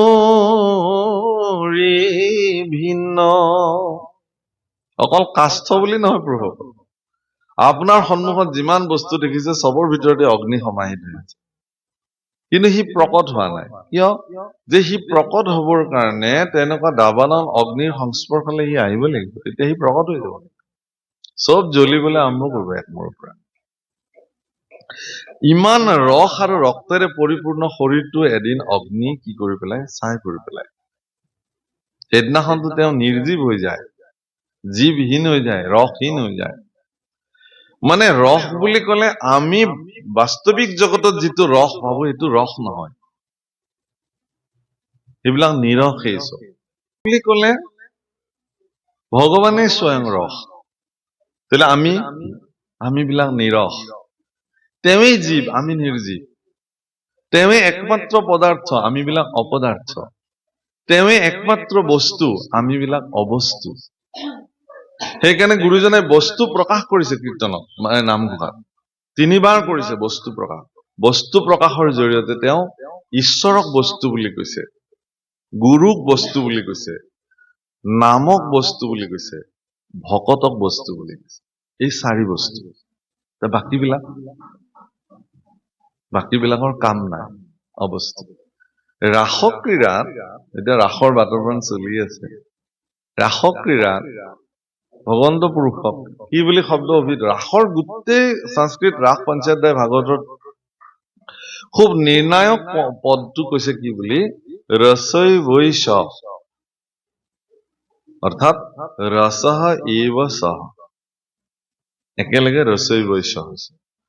ৰসহ এব সহ, স মানে তেওঁ, ৰস মানে ৰস, এব মানে আমি যিটো ৰসৈ লিখো, ৰসেই তেওঁ, তেওঁৱেই ৰস। ৰাসৰ মূল তত্ত্ব ৰসৈ বৈশ। তেতিয়াহলে কি, যে গোপীসকলে নিজকে নিৰ্ণয় কৰি দিলে যে তেওঁলোক নিৰস। বৈষয়িক ৰসত তেওঁলোক ৰসাপ্লুত হৈ আছিল যদিও ভগৱন্ত পুৰুষৰ সান্নিধ্যত তেওঁলোকে বুজিলে যে এই ৰসবিলাকৰ কাম নাই, ই স্থায়ী নহয়, স্থায়ী ৰসটো তুমিয়ে ভগৱান। সেইকাৰণে তেওঁলোকে স্থায়ী ৰস বিচাৰি চিৰদিন চৈতন্য হৈ থাকিবৰ কাৰণে ভগৱন্তৰ ৰস বিচাৰি তেওঁলোকে গুচি আহিলে। সেইকাৰণে ভগৱন্ত পুৰুষে বাৰে বাৰে কলে, যোৱা পতি শুশ্ৰূষা কৰাটোৱে কুলস্ত্ৰীৰ ধৰ্ম। কুলস্ত্ৰীসকলৰ মূল ধৰ্ম নিজৰ স্বামীৰ পৰিশুশ্ৰূষা কৰিব লাগে। গোপীসকলৰ উত্তৰটো কি আছিল জানে? কুলস্ত্ৰীৰ স্বামী শুশ্ৰূষাটো কুলস্ত্ৰীৰ মহাধৰ্ম বুলি তুমি কৈছা ভগৱান, সেইটো কৰ্ম তোমাৰ তাতে থাকক দিয়াচোন, তোমাৰ তাতেই থাকক, তোমাৰ তাতেই থক। যিদিন ধৰি এই কৰ্ণত তোমাৰ বাণী প্ৰকট হৈছে, সিদিন ধৰি আৰু আমি অন্য কথা এই কাণেৰে আমাৰ আৰু প্ৰৱেশ নঘটে। যিদিন ধৰি তোমাৰ ৰূপ চিন্তন কৰিছো, তোমাক দেখিছো, সিদিন ধৰি আৰু পৃথিৱীত অন্য ৰূপ হৃদয়ত আৰু বসতি নহয়। এতিয়া আমি কি কৰিম? বেমাৰটোতো তুমি লগাই দিলা ভগৱান, আমাৰ গাত কি দুখ? আমিতো নিৰ্দোষী, আমাৰতো একো কবলগীয়াই নাই। গণ্ডগোলটো প্ৰভু তুমিই কৰিলা, একদম সঁচা কথা কবলৈ গ'লে। তোমাৰ মায়ায়ে মন মোহি আছে, হৰি হৰি হৰি হৰিয়ে অজ্ঞান আন্ধাৰে উৰিয়া পাৰ নপাওঁ। অজ্ঞান আন্ধাৰে পৰিয়া পাৰ নাপাওঁ। অজ্ঞান আন্ধাৰততো আমি বিলাক আছোৱেই বাৰু, হয়ে। গোপী বিলাক কিন্তু কোনো বেদজ্ঞ নাছিলে, কোনো শাস্ত্ৰজ্ঞ নাছিলে। তেওঁলোক এনেকুৱা ধাৰ্মিকো একো নহয়। এক কথাত কবলৈ গ'লে তেওঁলোকক অনাচাৰী, ব্যভিচাৰী বিভিন্ন অভিধাৰে তেওঁলোকক অভিহিত কৰা হয়। কেলে যে তেওঁলোকে নিজৰ স্বামী পৰিত্যাগ কৰি পৰপুৰুষৰ লগত তেওঁলোকৰ জাৰ বুদ্ধি মন, পৰকীয়া প্ৰেমত মগ্ন হল। অৰণ্যলৈ গৈ পৰপুৰুষৰ লগত ক্ৰীড়া সম্পাদিত কৰিলে, জগতৰ কাৰণে তেওঁলোক বদনামী হৈ গল। গোপীসকলৰ কথা যে প্ৰভু বদনাম সদনাম লৈ কিনো কথাটো আছে? এইবোৰ যশস্যা খ্যাতিটো আমাৰ নহয়, তোমাৰহে চব এইবিলাক। তোমাক পাবৰ নিমিত্তে যদি বদনামী হ'ব লাগে কোনো কথা নাই। তোমাক পাবৰ কাৰণে যদি যশস্যাহীন হৈ যাব লাগে পৃথিৱীত, আমাৰ কি আপত্তি আছে? তোমাৰে যশস্যা বাঢ়ক দিয়কচোন। তুমি খ্যাতিমন্ত হৈ থাকা প্ৰভু, আমিতো নিকিন জীৱ। আমাক কেৱল তোমাৰ দুখানি চৰণৰ দাসী কৰি তোমাৰ চৰণ শুশ্ৰূষা কৰাৰ সুযোগ দিব লাগে। কাৰণ এই যে তোমাৰ চৰণত সমৰ্পিত হোৱাৰ মানসিকতা যে আমাৰ ভিতৰত জন্ম হ'ল, এই মানসিকতাটো ইমান সুদৃঢ় যে কোনো কাৰণত তুমি যিমান যি ক'লেও আমি আৰু পিছলে ঘূৰি নাযাওঁ। ইমান দৃঢ়। এতিয়া আপুনি কওকচোন বাৰু, ইমান দৃঢ় ভক্তসকলক ভগৱানে সামৰি নলৈ আমাৰ নিচিনা হুহুকা পিছলা কেইটাক ভগৱানে ল'ব নেকি? শৰণটো ল'ব লাগিছিল। হ'ব প্ৰভু, ল'ম। এই ছোৱালীজনীক বিয়া দি ল'বলৈ দিয়ক। বোলে আপুনি শৰণ সম্পৰ্কে জানে নাজানে? জানো প্ৰভু। ক'ত জানে? ভাগৱত শুনিলে। শৰণ নললে যে জীৱৰ কোনো কাম নাই আপুনি জানে নাজানে? জানো। তেতিয়াহ'লে শৰণ কিয় নলয়? মোৰ অকমান লেঠা আছে, সেই লেঠাখিনি মৰিলে মই শৰণ ল'ম। এই যে লেঠা ভাগিলে শৰণ ল'ব, এনেকুৱা ব্যক্তিয়ে যেতিয়া শৰণ লয়, শৰণো তেওঁলোকৰ কাৰণে লেঠাই হৈ যায়। বোলে বাপ আপুনি অকণ বহক, মই লেঠাটো মাৰি আহোঁ। কি লেঠা মাৰে? ৰাতিপুৱা গুৰু সেৱা, সেইটো লেঠা। মই বোলো আপোনাক কোনে এইভাগ লেঠা লগাই দিলে? আৰু বহুত ব্যক্তি আছে, আমি শৰণ দিবলৈ বহিলে আমি সোধোতো যে কওকচোন বাৰু আপুনি কিয় আহি বহিছে ইয়াতে? বোলে বহিছে শৰণ ল'বলৈ। শৰণ ল'বলৈ বহিছে। কিহৰ কাৰণে আপুনি শৰণ ল'বলৈ আহিলে? বোলে মোৰ বৰডেকা মানে আমাৰ কইদেৱে মানে মোক খুব জোৰ কৰিছে। কাইটিয়ে মানে খুব কৈ থাকে তই শৰণ ল, শৰণ ল। কিমান আৰু কেচ মেচ শুনি থাকিম আৰু সেইকাৰণে আৰু লৈ থৈ দিওঁ দিয়ক আৰু লেঠাটো মাৰি। বুজিছে নে? এজনে যি বিচুতি খালো মই এবাৰ এটা কথা। বোলে আমাৰ আইগৰাকী বোলে আৰু এতিয়া সেই দিহানাম আদি গাবলৈ লৈছেগে নহয়, পাঠকনি হৈছেগে। এতেকে আৰু তেওঁ বোলে লগৰ কিজনী কৈ থাকে বোলে তুমিহে বোলে বৰ পাঠেকি, আৰু তোমাৰ বোলে মানুহজনক আজিলৈকে শৰণে দিব নোৱাৰিলা। তেহেলৈ আৰু পইচৰ লেঠাটো মাৰিম বুলি আহিলো আজি আৰু। লৈ থৈ দিওঁ বাপেকে যি হয় হ'ব। এওঁক মানে যাতে কথা শুনাব নোৱাৰে কোনেও। তাৰমানে কি, বহুত মানুহ আপুনি চাব যে আপুনি শৰণ লৈছেনে? কেতিয়াবাই লৈ থোৱা আছে। মই 2000 কি চনতে ললো নে 1900 ইমান চনতে আমাৰ লৈ থোৱা আছে। আৰু সঁচাকে তেওঁ লৈ থৈয়ে দিছে সেই ভাগ। তেওঁ জীৱনত তাক দৈনন্দিন জীৱনত শৰণ ক্ৰীড়াশীল হৈ থাকিব লাগে মানুহৰ শৰীৰত, সেই কথা তেওঁৰ লগত লেনদেন নাই। লৈছে লৈ থৈ দিয়া আছে। আপুনি কি ভাবিছে? আপোনাতকে চিনিয়ৰ হয় আমি এইটো দিশত। এই কথা কবলৈ মানুহে সাহ কৰে, বুজিছে? শৰণৰ তাৎপৰ্য, ভাগৱত শাস্ত্ৰ শ্ৰৱণ কৰাৰ অনুমতি তেওঁলোকৰ নাই। শৰণ কি কৈছে? হুয়া এক শৰণ যি জনে শুনে আক, পাৱৈ পৰম পদ সুখে নিশ্চয় মায়াক। ঈশ্বৰ আত্মসমৰ্পিত হোৱাৰ পিছত যিসকলে ভাগৱত শ্ৰৱণ কৰিব, তেওঁলোকে পৰম পদ প্ৰাপ্তি হব, তেওঁলোকৰ জীৱনৰ পৰম উদ্গতি সাধন হব। ভাগৱততো মূল নিৰ্ণায়ক শৰণ। ভকতিৰ বীজ শৰণেহে নিজ, প্ৰেম আনন্দ তাৰ ফল, শৰণ বিনাই ভকতি কৰয় আমাঘতে যেন জল। শৰণটো মূল বস্তু। এতিয়া শৰণ বুলি ক'লে শৰণৰ যিটো ধাৰণা প্ৰভুসকল, শৰণৰ যিটো কনচেপ্ট, শৰণৰ কনচেপ্ট ভাগৱতত নাই, কিন্তু শৰণৰ কনচেপ্ট গীতাত আছে। গীতাত দিছে শৰণৰ ধাৰণা। আৰু তাত খুব স্পষ্ট কৰিছে, মন মনা ভৱ মদভক্ত আজি মাং নমস্কুৰু মামৈ বৈশ্যসী সত্যন্তে প্ৰতি জান প্ৰিয়সী। কিহৰ কাৰণে? তাৰ আগৰ শ্লোক, দুটা পদৰ আগত 18 অধ্যায় গীতা। ঈশ্বৰ সৰ্বভূতানি হৃদয়ে অৰ্জুনম তিষ্ঠতি ভ্ৰাময়ম সৰ্বভূতানি যন্ত্ৰানি ৰুৰানি মায়া। ভগৱান ঈশ স্বৰূপে সমস্ত ঘটতে বিদ্যমান হৈ আছে, আৰু তেওঁ যান্ত্ৰিক হিচাপে শৰীৰ নামৰ যন্ত্ৰটোক তেওঁ পৰিচালিত কৰি আহিছে। এই কথাটো যাৰে অনুভৱ হ'ব তেওঁৱে ঈশ্বৰ শৰণ লৈ পেলাব যে প্ৰভু তুমিহে মোৰ ভিতৰত আছা।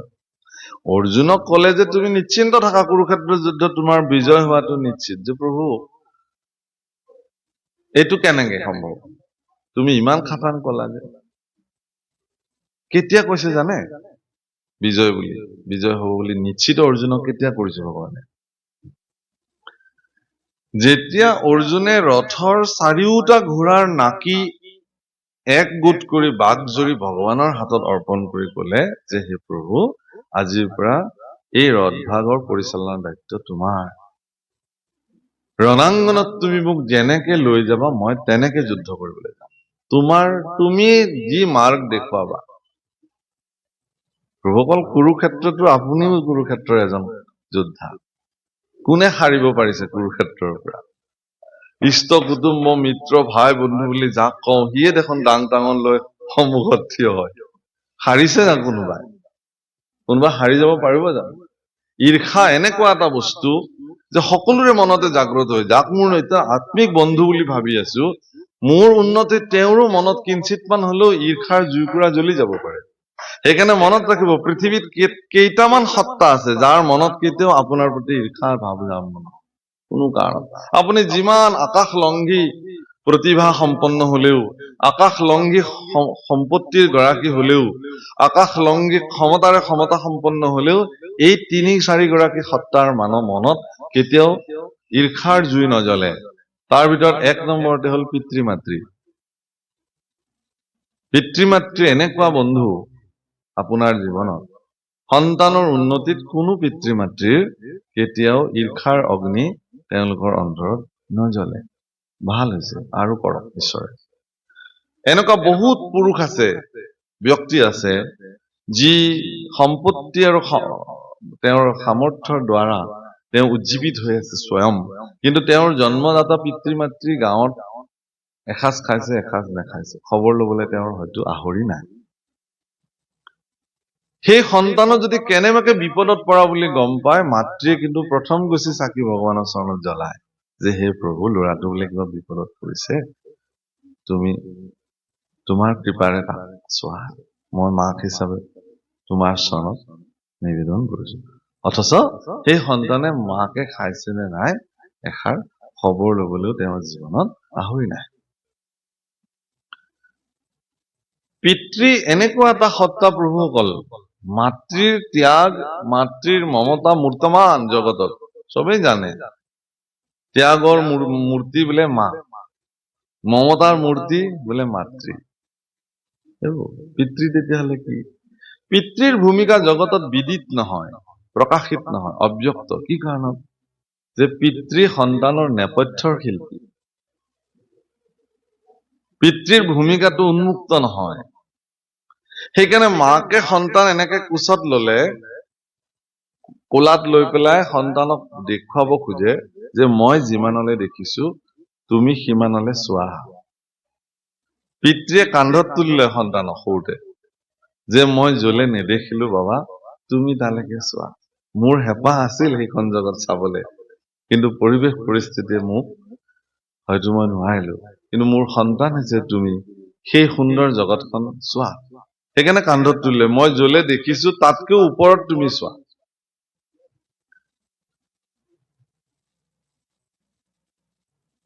নিজৰ হেঁপাহ, নিজৰ ইচ্ছাক ভিতৰতে মাৰি পেলাব পৰা ক্ষমতা পিতৃ এগৰাকীত থাকে। লওঁ বুলি ভাবিছিলো, মোৰ কাৰণে নলওঁ, আৰু ল'ৰা-ছোৱালীলৈ লৈ যাওঁ, হ'ব মোৰ চলি যাব আৰু 2 মাহ মান। মই জোতাযোৰ নিকিনিলেও হ'ব, মই চোলাটো আজি নিকিনিলেও হ'ব। এই বুলি সন্তান সন্ততিৰে যেতিয়া লৈ অহা হয় কাপোৰযোৰ, আৰু সন্তানৰ হাতত যেতিয়া পিতৃয়ে তুলি দিয়ে, সন্তানে যেতিয়া সেই বস্ত্ৰখিনি লৈ যেতিয়া আনন্দত আত্মহাৰা হৈ যায়, পিতৃয়ে ভিতৰে ভিতৰে মহা আনন্দিত হয়, যেন তেওঁহে পিন্ধি পেলালে। সেইটো অকল এজন পিতৃ নহয় প্ৰভুসকল, প্ৰতিগৰাকী পিতৃৰ এইটো ভূমিকা সন্তানৰ। কিন্তু ডাঙৰ হৈ পেলাই পিতৃৰ এই ত্যাগ আৰু ভূমিকাক যদি এজন সন্তানে মনত নাৰাখে, তেতিয়াহ'লে সেই পিতৃৰ সমান দুখী আৰু কোন হ'ব পাৰে? যিগৰাকী মাতৃয়ে সন্তানক প্ৰচণ্ড জ্বৰ উঠিলে বুকুত কুৰুকি কুৰুকি সাৱটি লৈ, হে ভগৱান, তাৰ উত্তাপখিনি মোকেই দিয়া লাগিলে, ময়ে সহিম, তাক মুক্ত কৰা।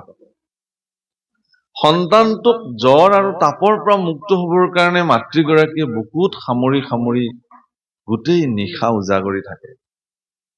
অথচ সেই মাতৃ যেতিয়া বৃদ্ধ হৈ পেলাই এটা কোঠালিত আবদ্ধ হৈ কেঁকাই থাকে, কিমানজন সন্তান আছে গৈ পেলাই মাকক এবাৰ বুকুত সাৱটি লবলৈ, আই আজি মই তোমাক মোৰ বুকুৰ মাজত লওঁ। যদি কোনোবা তেনেকুৱা সন্তান আছে এই জগতত, বৃদ্ধ মাতৃৰ শৰীৰৰ উত্তাপ, জ্বৰ, তাপ, বিষ যন্ত্ৰণা যদি বুকুত সাৱটি লৈ এবাৰ আয়ো, এবাৰ মোক ধৰা তুমি সাৱটি, তোমাৰ সমস্ত বিষ যন্ত্ৰণা মই হজম কৰিম, মোৰ শৰীৰত দিয়া, তেতিয়া দেখিব যে 50% মাকে ৰিলিজ পাই যাব। কিন্তু মানসিকতাটো আমাৰ তেনেকুৱা বস্তু।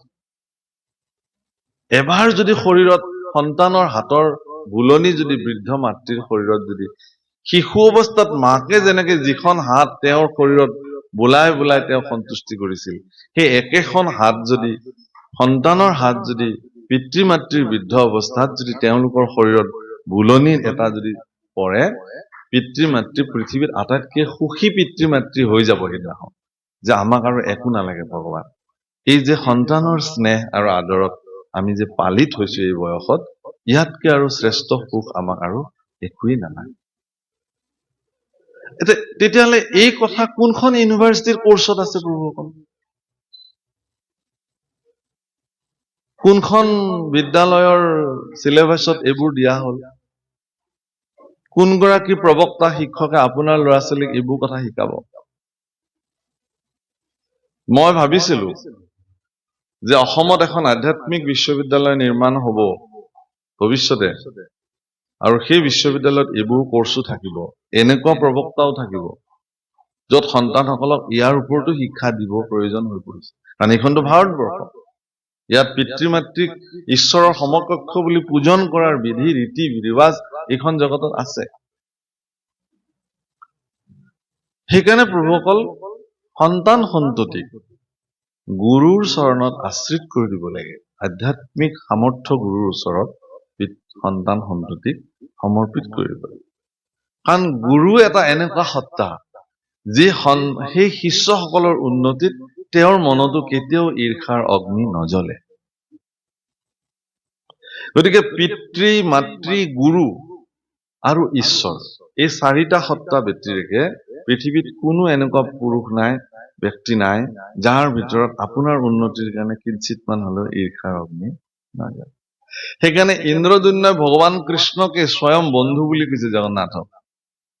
তুমি বেতিৰেকে নাহি বন্ধু আন, যি মোৰ চিন্তা কৰ, তুমি হেন যদি নাথ পাও প্ৰভু, কহিতো নাহিকে ভয়, ও হৰি প্ৰভু জগন্নাথ, নিস্তাৰ কৰা দাৰুণ সংসাৰ। এই দাৰুণ সংসাৰত তুমি মোক নিস্তাৰ কৰা ভগৱান। তুমি ব্যতিৰেক আৰু মোৰ কোন বন্ধু হব পাৰে? সেইকাৰণে ঈশ্বৰকো বন্ধু বুলি কৈছে, গুৰুকো বন্ধু বুলি কৈছে, আৰু পিতৃ মাতৃকো বন্ধু হিচাপে সন্তানে যদি মানি লব পাৰে, সেই সন্তানৰ কেতিয়াও জীৱনত বাধা একোতে তেওঁলোক নহয়। পিতৃ মাতৃ তেওঁলোকৰ বন্ধু, শ্ৰেষ্ঠ বন্ধু। জীৱনৰ সকলো কথা সন্তান সন্ততি পিতৃ মাতৃৰ আগত লোক ঢাক নকৰাকে যি সন্তানে আহি স্বীকাৰ কৰে, সেই সন্তানৰ কোনো কালে একো বিপদ নহয়। কিন্তু যিদিনাখনে সন্তানে পিতৃ মাতৃক কথা লুকুৱাবলৈ আৰম্ভ কৰিব, সিদিনাখনে তেওঁলোক ধৃতৰাষ্ট্ৰৰ সন্তান হব, গান্ধাৰীৰ সন্তান হব। ধৃতৰাষ্ট্ৰৰ দৰে পিতৃ সমাজত বহুত আছে, ক্ষমা কৰিব, আপোনালোকৰ মাজত হয়তো নাই। সন্তানৰ মানে ভগৱান কৃষ্ণ যেতিয়া শান্তি দূত হিচাপে গৈছিল হস্তিনাপুৰলৈকে, ভগৱান কৃষ্ণৰ আবেদনটো অত্যন্ত সৰল আছিলে যে হে হস্তিনাপুৰ নৰেশ মহাৰাজ ধৃতৰাষ্ট্ৰ, কুৰুক্ষেত্ৰ মহাসমৰ্পণ হ'ব নালাগে, এইটো ময়ো বাঞ্ছা কৰোঁ। কাৰণ এখন যুদ্ধ হোৱা মানে অনেক ৰক্ত ক্ষয় হ'ব, অনেক জীৱৰ মৃত্যু হ'ব, অনেক ধন সম্পত্তিৰ বিনষ্ট হ'ব। মহাৰাজ যুধিষ্ঠিৰেও ইয়াক কামনা কৰিছে, যুদ্ধ নকৰাকে কিবাকে ইয়াৰ সমিধান কৰিব পৰা যায় নেকি। সমিধানটো মই বিচাৰি উলিয়াইছো যে পঞ্চপাণ্ডৱক 5খন গাঁও দিয়ক, যুদ্ধ তেওঁলোকে নকৰে। মোৰ বিশ্বাস এই প্ৰস্তাৱটো যদি মই যুধিষ্ঠিৰৰ ওচৰলৈ লৈ যাওঁ, মোৰ কথা যুধিষ্ঠিৰে নেপেলায়। যুধিষ্ঠিৰৰ এই মনোবৃত্তিৰ কথা ভগৱান কৃষ্ণই হস্তিনাপুৰৰ ৰজা ধৃতৰাষ্ট্ৰৰ সন্মুখত প্ৰকাশ কৰাৰ লগে লগে মহাৰাজ ধৃতৰাষ্ট্ৰই কিবা কবলৈ নেপাওঁতে দুৰ্যোধনে সিদ্ধান্ত দি দিলে, বিনা যুদ্ধে কুশাগ্ৰ মেদিনী দিয়া নহব। ভগৱান কৃষ্ণই দুৰ্যোধনক কৈছিলে যে হে দুৰ্যোধন, তুমিতো ৰজা নহয় নহয়, ৰজা তোমাৰ পিতৃ ধৃতৰাষ্ট্ৰহে। গতিকে মোৰ প্ৰশ্ন ধৃতৰাষ্ট্ৰৰ প্ৰতি, মহাৰাজ ধৃতৰাষ্ট্ৰৰ প্ৰতি, সিদ্ধান্ত তেওঁৰ ফালৰ পৰা আহক, যি আহে সেইটোৱে হ'ব। এই বুলি ধৃতৰাষ্ট্ৰক যেতিয়া কলে, ধৃতৰাষ্ট্ৰই কি বুলি কলে জানে?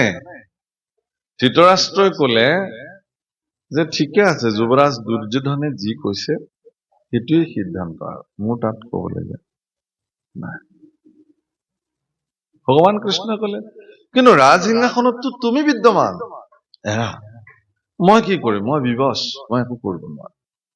যদিও মই ৰাজসিংহাসনত বহি ৰজা হৈ বহি আছো, এতিয়া আৰু হস্তিনাপুৰ মোৰ মতে নচলে। হে কৃষ্ণ, কান্দি কান্দি কৈছে ধৃতৰাষ্ট্ৰই, মোৰ মতে আৰু নচলে, দুৰ্যোধনৰ মতে চলে।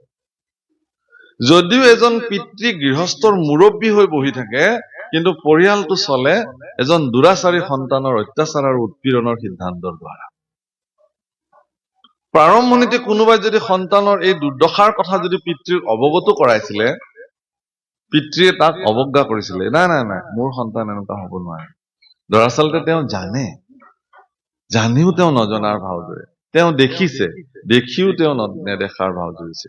দৰাচলতে ধৃতৰাষ্ট্ৰটো আচলতে নেদেখিছিল, কিন্তু আমাৰ সমাজত বৰ্তমান যিবিলাক চকু থকা পিতৃ আছে, তেওঁলোকৰ চকু থাকিও নথকাৰ ভূমিকা লৈ, যি ধৃতৰাষ্ট্ৰৰ ভূমিকা লৈ নিজৰ সন্তান সন্ততিক জহন্নামে যাবৰ কাৰণে, ৰসাতলে যাবৰ কাৰণে যিবোৰ দিহা কৰিছে, তাৰ পৰিণাম স্বৰূপে সমাজত আজি অশান্তি সৃষ্টি হৈছে।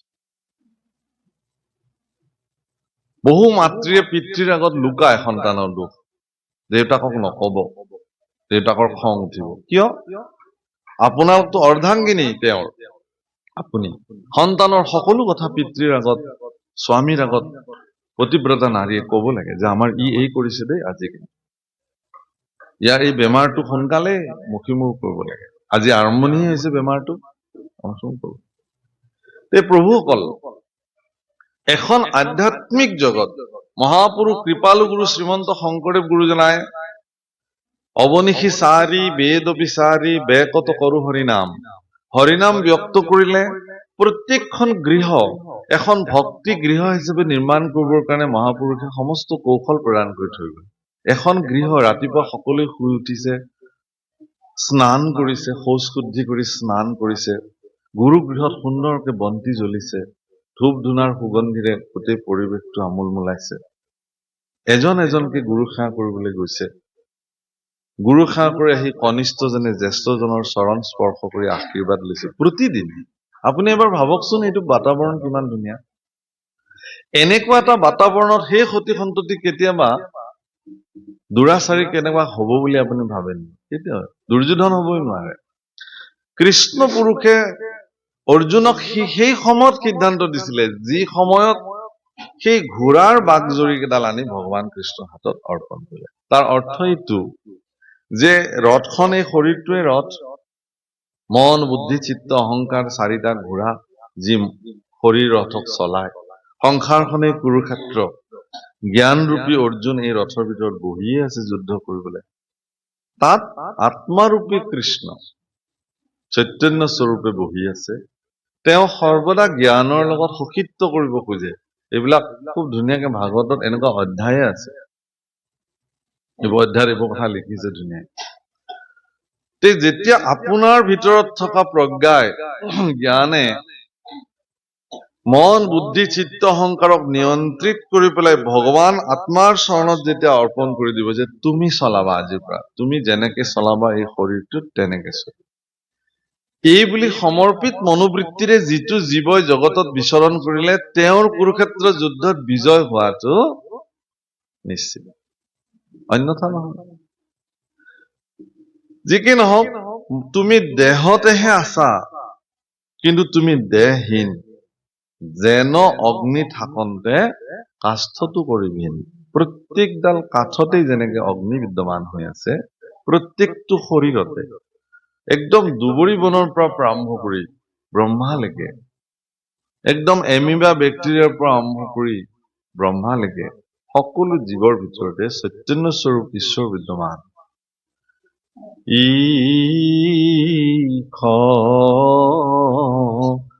স্বৰূপে হৰি সবঘতে বৈঠ জৈসন গগন ব্যাপী নাৰায়ণ কাহে ভকতি কৰু তেৰা। ঈশ স্বৰূপে সবঘতে বৈঠ। ঘট মানে জড় শৰীৰসমূহ, গছ গছনি চৰাই চিৰিকটি তৰু তৃণ লতা গুল্ম মানুহ সকলোৰে ভিতৰতে ভগৱান বিদ্যমান হৈ আছে আত্মা স্বৰূপে। কিন্তু কি হব, সেই ঘট যিদিনাখন ঘটটো ভাঙি যাব, লিখিছে ভাগৱতত, পৰীক্ষিতৰ আগত কৈছে ৰাম যেন ঘট ভাঙি গৈলে ঘটৰ আকাশ আকাশত লীন হুৱে নাহি তাৰ নাশ। 10টা ঘটত পানী দি পেলাই থৈ দিছে, দেখিছে 10টা ঘটতে আমি 10খন আকাশ দেখিব। আকাশ 10খন নেকি? আকাশটো এখনেই। ঘট 10টা কাৰণে আকাশ 10খন দেখিলো আমি। তাৰে এটা ঘট ভাঙি যোৱাৰ লগে লগে 9খন আকাশ হৈ থাকিল আপোনাৰ দৃষ্টিত, এখন আকাশ নাইকিয়া হৈ ক'ত গল? যোৰ আকাশটোতে বিলীন। দৰাচলতে এইটো আমাৰ দৃষ্টি বিভ্ৰম। প্ৰত্যেকটো শৰীৰৰ ভিতৰতে আত্মা স্বৰূপ সকলো ভিতৰতে বহি আছে। শৰীৰটো ভাঙি গলে আত্মা গৈ পৰমাত্মা বিলীন হৈ যায়। মানৱ দেহা মাটিৰ ভাণ্ড মানে ঘট, আমাৰ গোৱালপৰীয়া ভাষা। ভাঙিলে হবে খণ্ডৰ খণ্ড, ভাঙলে দেহা জোৰা মিলবে না। ঘট এটা ভাঙি যোৱাৰ পিছত সি জোৰা নালাগে। কেতিয়া জোৰা, তাক জোৰা কৰিবলৈ কি কৰিব লাগিব? পুনৰ গুড়া কৰি আকৌ মাটিত বিলীন কৰি দিব লাগিব, তাৰপিছতহে সি আকৌ জোৰা লাগিব। পঞ্চভূতৰ দ্বাৰা গঠিত এই শৰীৰটো এটা এটা ভূতত এটা এটা ভূত বিলীন হৈ পুনৰ যেতিয়া নাইকিয়া হৈ যাব, এইটোক আচলতে এইটোৰ পিছত পুনঃ আকৌ সি তাৰ সৃষ্টি কাৰ্যৰ ব্যৱস্থাৰ দ্বাৰা, তৃতীয় স্কন্ধত এইবিলাক অনাদি পতনত খুব ধুনীয়াকে বৰ্ণন কৰিছে। এইবিলাক বহুত বেলেগ তত্ত্ব, সেইবোৰ কবলৈ গলে 7 দিন 7 ৰাতি শেষেই নহয়। পুনঃ কেনেকে আকৌ জীৱ আহি পুনঃ শৰীৰ গঠন হৈছে। ইয়াত জীৱ বেলেগ বস্তু, আত্মা বেলেগ বস্তু। একেলগে আমি যদি জীৱাত্মা বুলি কওঁ, ইয়াতে 2টা সত্তা, জীৱ এটা বেলেগ সত্তা, আত্মা এটা বেলেগ সত্তা। মানে তৃতীয় স্কন্ধত বৰ্ণন কৰিছে যে মনৰ দাপোনত আত্মাৰ যিটো প্ৰতিচ্ছবি ওলায়, সেই প্ৰতিচ্ছবিটোকে জীৱ বোলে। মানে মোৰ প্ৰতিচ্ছবিটো আইনাত মই যেতিয়া দেখিম সেইটো জীৱ হ'ব। মানে এনেকুৱা মই এনেকে হাত দাঙিলেহে সি হাত দাঙিব, কিন্তু সেইফালত থকা মোৰ অবিকল প্ৰতিচ্ছবিটোৱে মই হাত নাদাঙালৈকে সি ইচ্ছাকৃতভাৱে হাত দাঙিব নোৱাৰে। কিন্তু মোৰ তাতে যি আছে সমস্ত তাতেও আছে। অৰ্থাৎ আত্মাৰ প্ৰতিচ্ছবি মন দাপোনত, এইটো তৃতীয় স্কন্ধৰ অনাদি পাতনৰ ভাঙনি প্ৰভুসকল খুব ধুনীয়াকে লিখিছে তাত, যে মন দাপোনত যি জীৱ আছে সেই জীৱ আত্মাৰ প্ৰতিচ্ছবি সি জীৱ। এতিয়া জীৱ আৰু আত্মাৰ কাম কি, যে তেওঁ যিহেতু মন দাপোনত প্ৰতিবিম্বিত হল, এতেকে মনৰ দ্বাৰা মায়াৰ ৰচনাত যিসমূহ দুৰ্ভোগ ভুগিব লাগে, ভোগ কৰিব লাগে, আনন্দ লভিব লাগে, সুখ লভিব লাগে, শৰীৰৰ লগত জীৱই সেইবিলাক ভোগ কৰে। আৰু শৰীৰৰ ভিতৰত থকাৰ পিছতো আত্মাই কিন্তু সেইবোৰৰ কোনো ধৰণৰ অৱস্থাত তেওঁ বিলীন নহয়। আপুনি বহুত সুখী হৈছে, জীৱ সুখী হৈ যাব, আত্মা নহয়। আপুনি বহুত দুখী হৈ গৈছে, জীৱ দুখী হৈ যাব, আত্মা নহয়। আত্মাৰ এইবিলাকৰ লগত কোনো সম্পৰ্ক নাই, কিন্তু আত্মা আপোনাৰ ভিতৰতে আছে। কিন্তু আপোনাৰ কাৰ্যত, আপোনাৰ শৰীৰৰ কৃতকাৰ্যত যি ফল পৰিণাম আপুনি ভুগিছে, সেই পৰিণাম আত্মাই নুভুগে। আত্মাৰ বিশেষত্বতা সেইটো, জীৱই ভুগিব। এতিয়া কথাটো হৈছে কি, পৰীক্ষিতকো সেই কথাটোকে কবলৈ গৈ আছে, যে যিহেতু ঘটটো ভাঙি গলে ঘটৰ আকাশতে বিলীন হৈ যাব, তোমাৰো এই শৰীৰ ৰূপী ঘট যিদিনাখন ভাঙি যাব, সেইদিনাখন আত্মা গৈ পৰমাত্মাত নিজে নিজে বিলীন হৈ যাব। আৰু সেই আত্মাটোৱে তুমি। পৰীক্ষিত তোমাৰ শৰীৰটোৰ নাম। তোমাৰ আচল নামটো কি তেতিয়াহলে? তোমাৰ আচল নামটো হল তুমি আত্মা। আনন্দ বৰাৰ বাপৰ নামটো আনন্দ বৰা। আনন্দ বৰা বাপৰ নাম আনন্দ বৰা নহয়, তেওঁৰ শৰীৰটোৰ নামহে আনন্দ বৰা। তেওঁৰ আচল নামটো আত্মা। তেখেত নীলিমজ্যোতি বৰা, এইটো তেওঁৰ শৰীৰৰ নাম, তেওঁৰ আচল নামটো আত্মা। তেখেত পুলিন হাজৰিকা, এইটো তেওঁৰ শৰীৰৰ নাম। এনেকে প্ৰত্যেকটো শৰীৰক আইডেন্টিফিকেশ্যন কৰিবৰ কাৰণে প্ৰত্যেকটো শৰীৰকে এটা এটা আমি নামাকৰণ কৰি লওঁ, কিন্তু ভিতৰৰ নাম একেটাই। এই সূত্ৰটোকে মহাপুৰুষ মাধৱদেৱে লিখিছে নামঘোষাত, অন্তৰত এক ঈশ্বৰক ঔ দেখিও কণা বাহিৰত,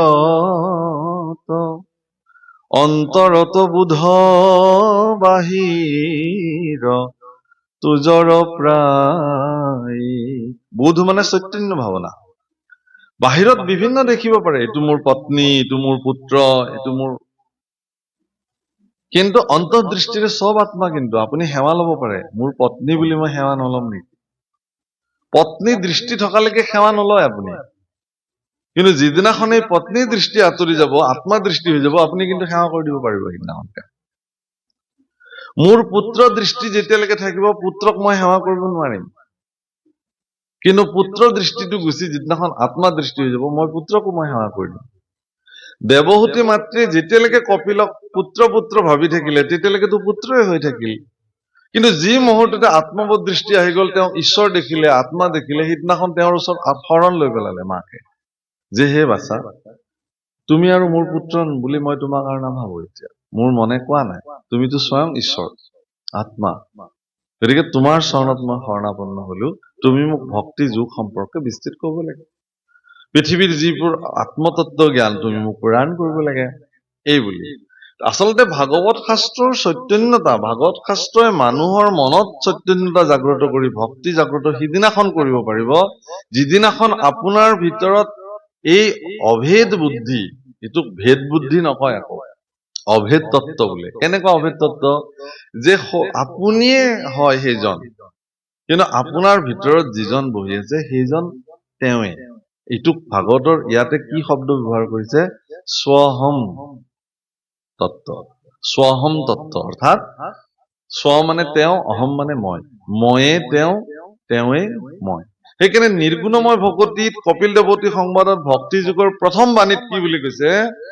যে একবিধ মাত্র পুনু নির্গুণ ভকতি জ্ঞানে কর্মে তীর্থে ব্রতে নকরিয়া মন সুদৃঢ় বিশ্বাসে লয় মুহূৰ্ত শৰণ মূৰ গুণ গণক শ্ৰৱণে তেতিক্ষণ নিষ্কামে মুহূৰ্ত যায় নিমজয় মন যেন গঙ্গা জল সমুদ্ৰত পৰে যায়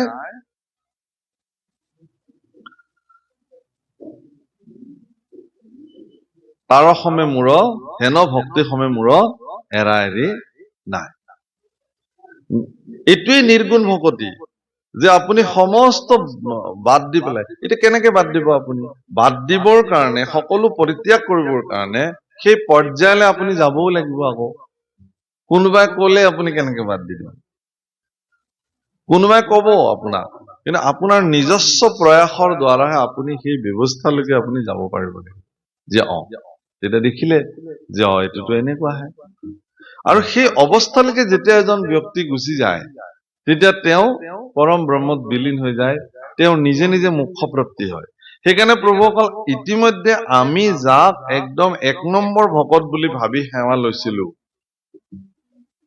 যিসকলক আমি বহু তত্ত্বজ্ঞ জ্ঞানী ব্যক্তি বুলি ভাবিছিলো তেওঁলোক যদি ইতিমধ্যে এই জগতৰ পৰা গুচি গৈছে তেওঁলোক বৈকুণ্ঠতে আছে নে স্বৰ্গতে আছে নে নৰকতে আছে এই তালিকাখন কাৰ হাতত আছে কোনে ইয়াৰ নিৰ্ণায়ক সিদ্ধান্ত দিব কোনেও দিব নোৱাৰে গতিকে কোন ব্যক্তিয়ে তেওঁৰ ৰাস্তাৰ ক্লিয়াৰ কৰি ৰাখিছে সেইটো তেওঁ নিজেহে জানিব সেইকাৰণে আধ্যাত্মিক জগতত উত্তৰণ ভক্তি ৰাজ্যত শ্ৰেষ্ঠ কথা এইটোৱে যে আপুনি স্বয়ং নিজে নিজৰ কৰ্ম কৰিব লাগিব কোনেও আপোনাক কৰি দিব নোৱাৰে নকৰে সেইকাৰণে মাধৱদেৱৰ একদম চূড়ান্ত নিৰ্দেশনা আপুনি আপোনাৰ বন্ধু আপুনি আপোনাৰ শত্ৰু আপুনি আপোনাক ৰাখে মাৰে হৰিকে নভজি নৰে আপুনি হুয় নষ্ট হৰিক ভজি আপোনাক তাৰে ইমান ধুনীয়া সূত্ৰ এই সূত্ৰটোত আপোনাৰ জীৱন অংকটো আপুনি পাতনি মেলক দেখিব যে ইয়াৰ সমিধান সুন্দৰ আৰু সেই কথাটোকে পৰীক্ষিতক বুজাবলৈ যায় গুৰুদেৱ ফুকে কৈছে হীৰা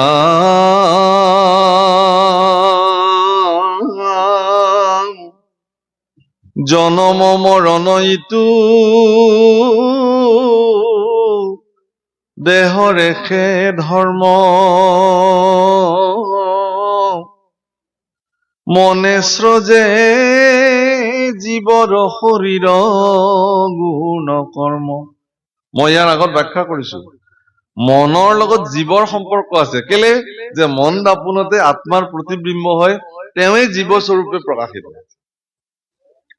সেইকাৰণে যে মায়াৰ ৰচনা সমস্ত ভোগ ভোগতি কোনে ভোগ কৰিব মন সমন্বিত জীৱই আত্মাই ভোগ নকৰে আত্মাৰ লগততো সম্পৰ্কই নাই হে ৰাম তৈলমাল ৰাম মন কুমায়াই স্ৰজে জানা সাৰে সাৰ ও ভ্ৰমৰ কাৰণে হৈ জীৱৰ সংসাৰ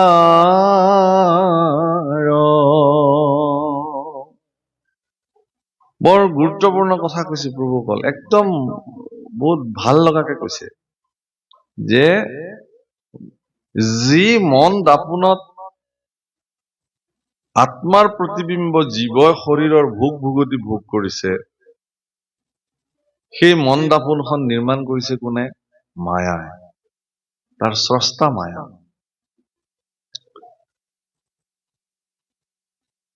আপোনাক যদি কোনোবাই এনেকে মেৰাই গৈ থাকে এডাল জৰিৰে সি মেৰাওতে মেৰাওতে এনেকুৱা এটা পৰ্যায় পাবগৈ আপোনাক হয়তো নেদেখিবই পাৰে মানুহে কেৱল জৰিডালহে দেখিব কিন্তু সেই জৰিডাল যদি কোনোবা বলশালী মানুহ ওলাই তাতে ঐ কিয় বান্ধিছা তেওঁ এই বুলি তেওঁ যদি আপোনাৰ বান্ধটো খুলি দিবলৈ যায় তেতিয়াহ'লে তেওঁ আকৌ উল্টা ডিৰেকশ্যনত ৰছীডাল ঘূৰাব লাগিব, তেতিয়া খোল খাব। খাব নে নাখাব? ব্যাসদেৱে দেৱৰ্ষি নাৰদৰ পৰা ভাগৱত তত্ত্ব পাওঁতে সেইখন ছবিয়ে দেখিলে। মায়ায়ে বান্ধন্ত, ভক্তি মাৱে মেলাবন্ত। মায়াৰ কাম হল কি যে আপোনাক বান্ধি যাব, তেওঁৰ সেইটোৱে কাম। আৰু ভক্তিৰ কাম হল কি যে মায়াই যদি এপাক দিয়ে, ভক্তিয়ে একদম তাৰ নেক্সট পাকতে সেইটো খুলি পেলাব। কিন্তু ভক্তিৰ প্ৰভাৱ যদি আপোনাৰ শৰীৰত কম হৈ যায়, দুৰ্বল হৈ যায়, মায়াৰ প্ৰভাৱটো যদি বেছি হৈ যায়, আপুনি ক্ৰমবৰ্ধমান মায়াৰ জালত বান্ধ খাই যাব। আৰু এইটোকে কৰ্মবন্ধ বোলে। সেইকাৰণে পৰীক্ষিতে ভাগৱত শুনি থাকোতে শুকদেৱে শেষৰ ফালে কৈছে যে মায়া কৰ্মবন্ধ এৰাইতে প্ৰবন্ধ যাৰো আছে। উদ্ধৱৰ আগত খুব ধুনীয়াকে বৰ্ণনা। উদ্ধৱক প্ৰবন্ধি মাতন্ত কৃষ্ণে পাছে, কৰ্মবন্ধ এৰাইতে প্ৰবন্ধ যাৰো আছে। এতিয়া প্ৰশ্ন হল এইটোৱেই যে এই কৰ্মবন্ধত আমি বিলাকে বান্ধ খাওঁ বুলি জনাৰ পিছতো আমি কিয় বান্ধ খাই থাকো? প্ৰশ্ন। আমিতো চবেই জানো আমাক মায়াই বান্ধে। মায়াৰ বান্ধৰ পৰা প্ৰতিহত পাবৰ কাৰণে তাৰ ব্যৱস্থা আমি কেলে নলওঁ? তাৰ মূল কাৰণটো কি যে বেদস্তুতিত লিখিছে পদ এভাগ, অসন্ত জগত খানি তোমাত উদ্ভৱ ভৈলা। মন কৰিব শব্দৰ মানে গাঁথনি।